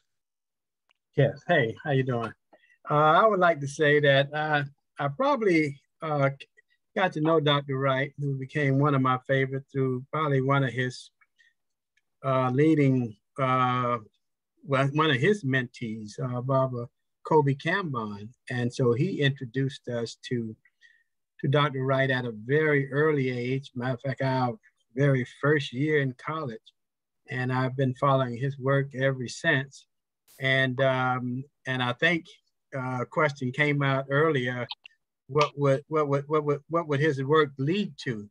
And I think it's probably embodied in probably his probably number one mentee, Kobe Cambon, in that sense. And I think his ideas are all wrapped up in there. He and Dr. Wilson's are all wrapped up in the latest thinking of Kobe Cambon.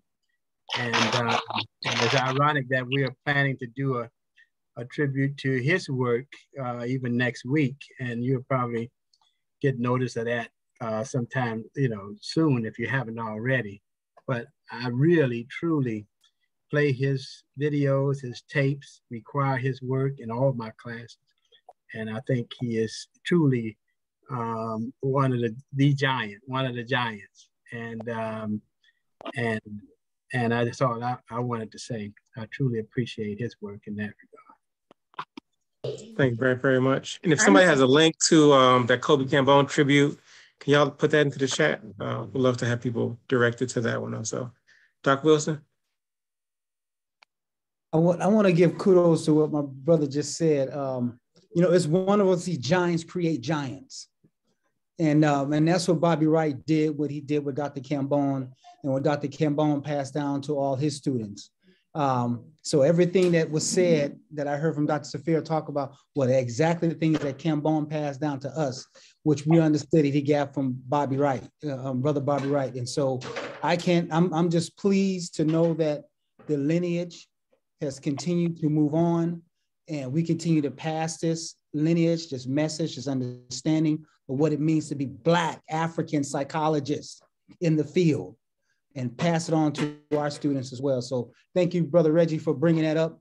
And because I do the same thing. I try to play everything I can find on Bobby Wright in connection with Dr. Cambone at the same time. So appreciate you, Obari. Thank you. Yes, sir. Appreciate you. Mama Zakia, can you mute yourself? I don't have a hosting no more.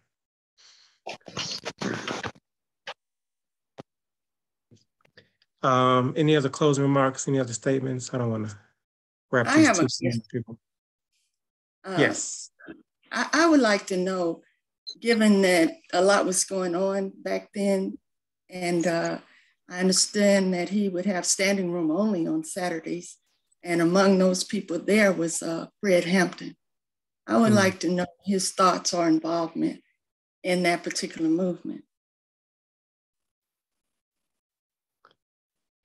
Anybody know anything about Dr. Bobby Wright's interface with Black Panther Party? Besides some critique I hear, I don't know if there's any more than that. Or just generally, he met with the high school students. Did he meet with others as well? Well, as I understand it, he, at the Communiversity, everybody, people who attended and participated, he was a clear thinker on race, and he never really deviated from that.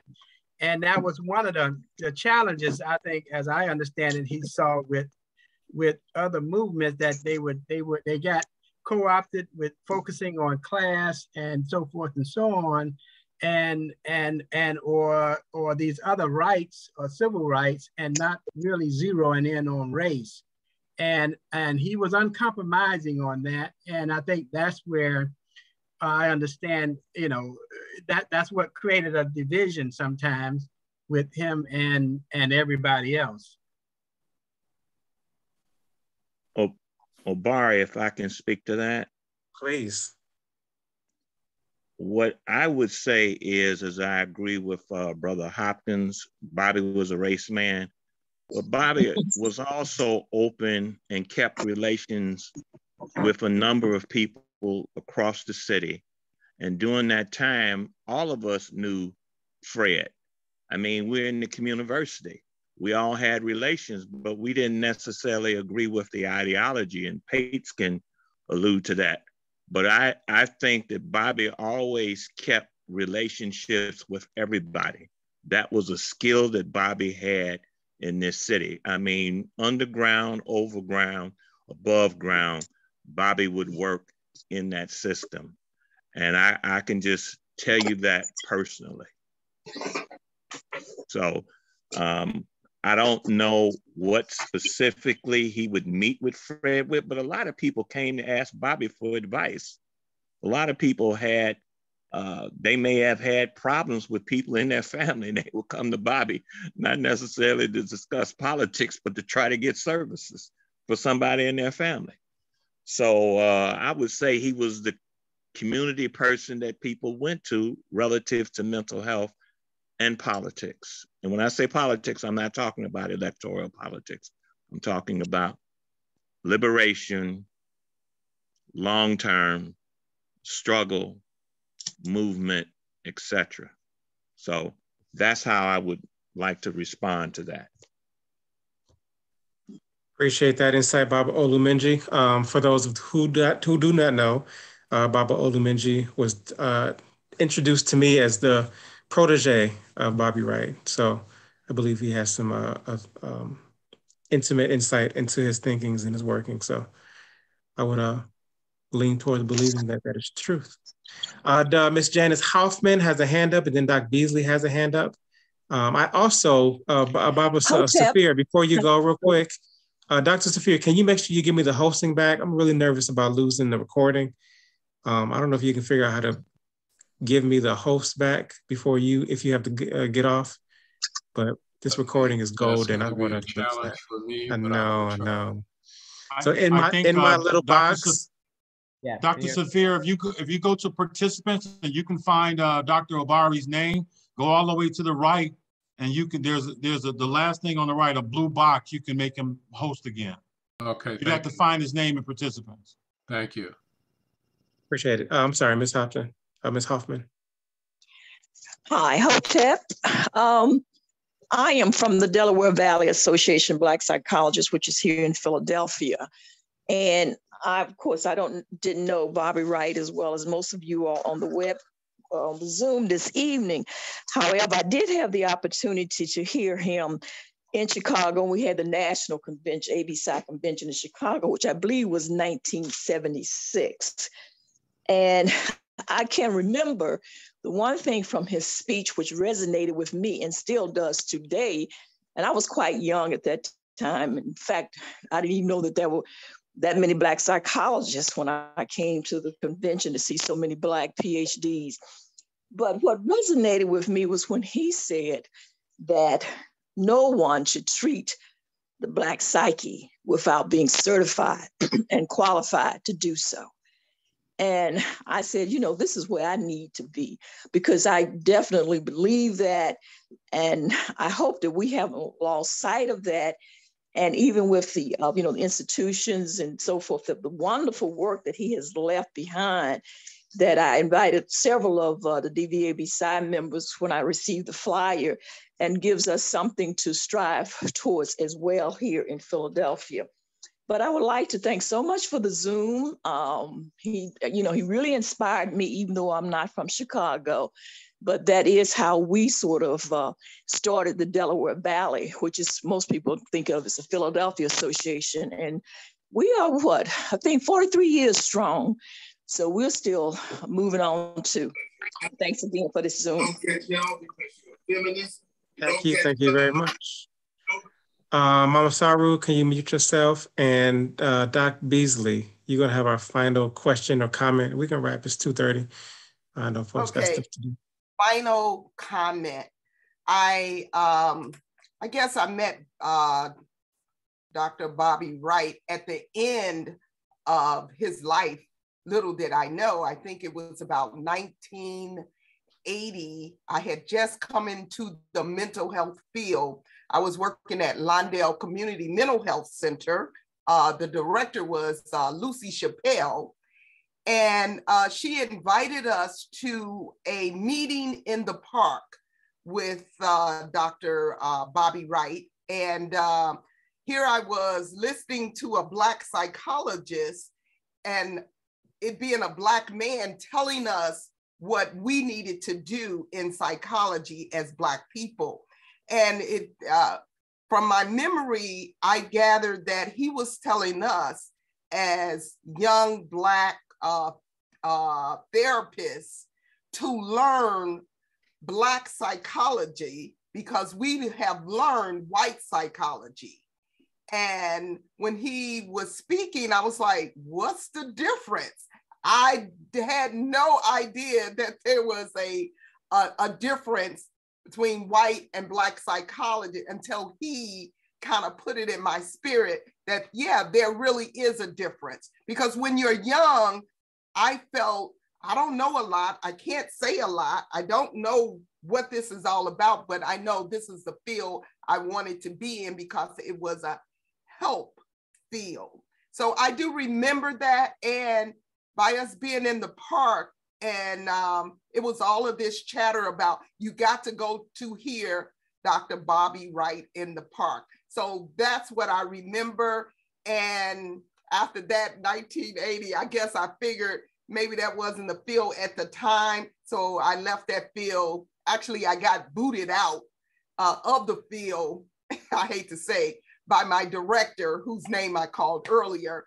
And I went into the education field. But I do remember Bobby Wright clearly, and I remember all the buzz that you have to go to this meeting in the park. So I believe he was a psychologist for all people, and to teach us as Black people what he knew as he came through the field. Thank you so much. I'm sorry, I got one more real quick comment. Dr. Hunter Adams is asking to share a quick word, and then we will wrap. Please give us 1 more minute, please. Okay, thank you, Dr. Obari, for your outstanding organization of this meeting. And thank you, Dr. Saafir, for enlightening me on what's happening with the center today. I was really, really touched by all the things the center is doing, you know, as someone who knew Bobby years ago, but just very quickly.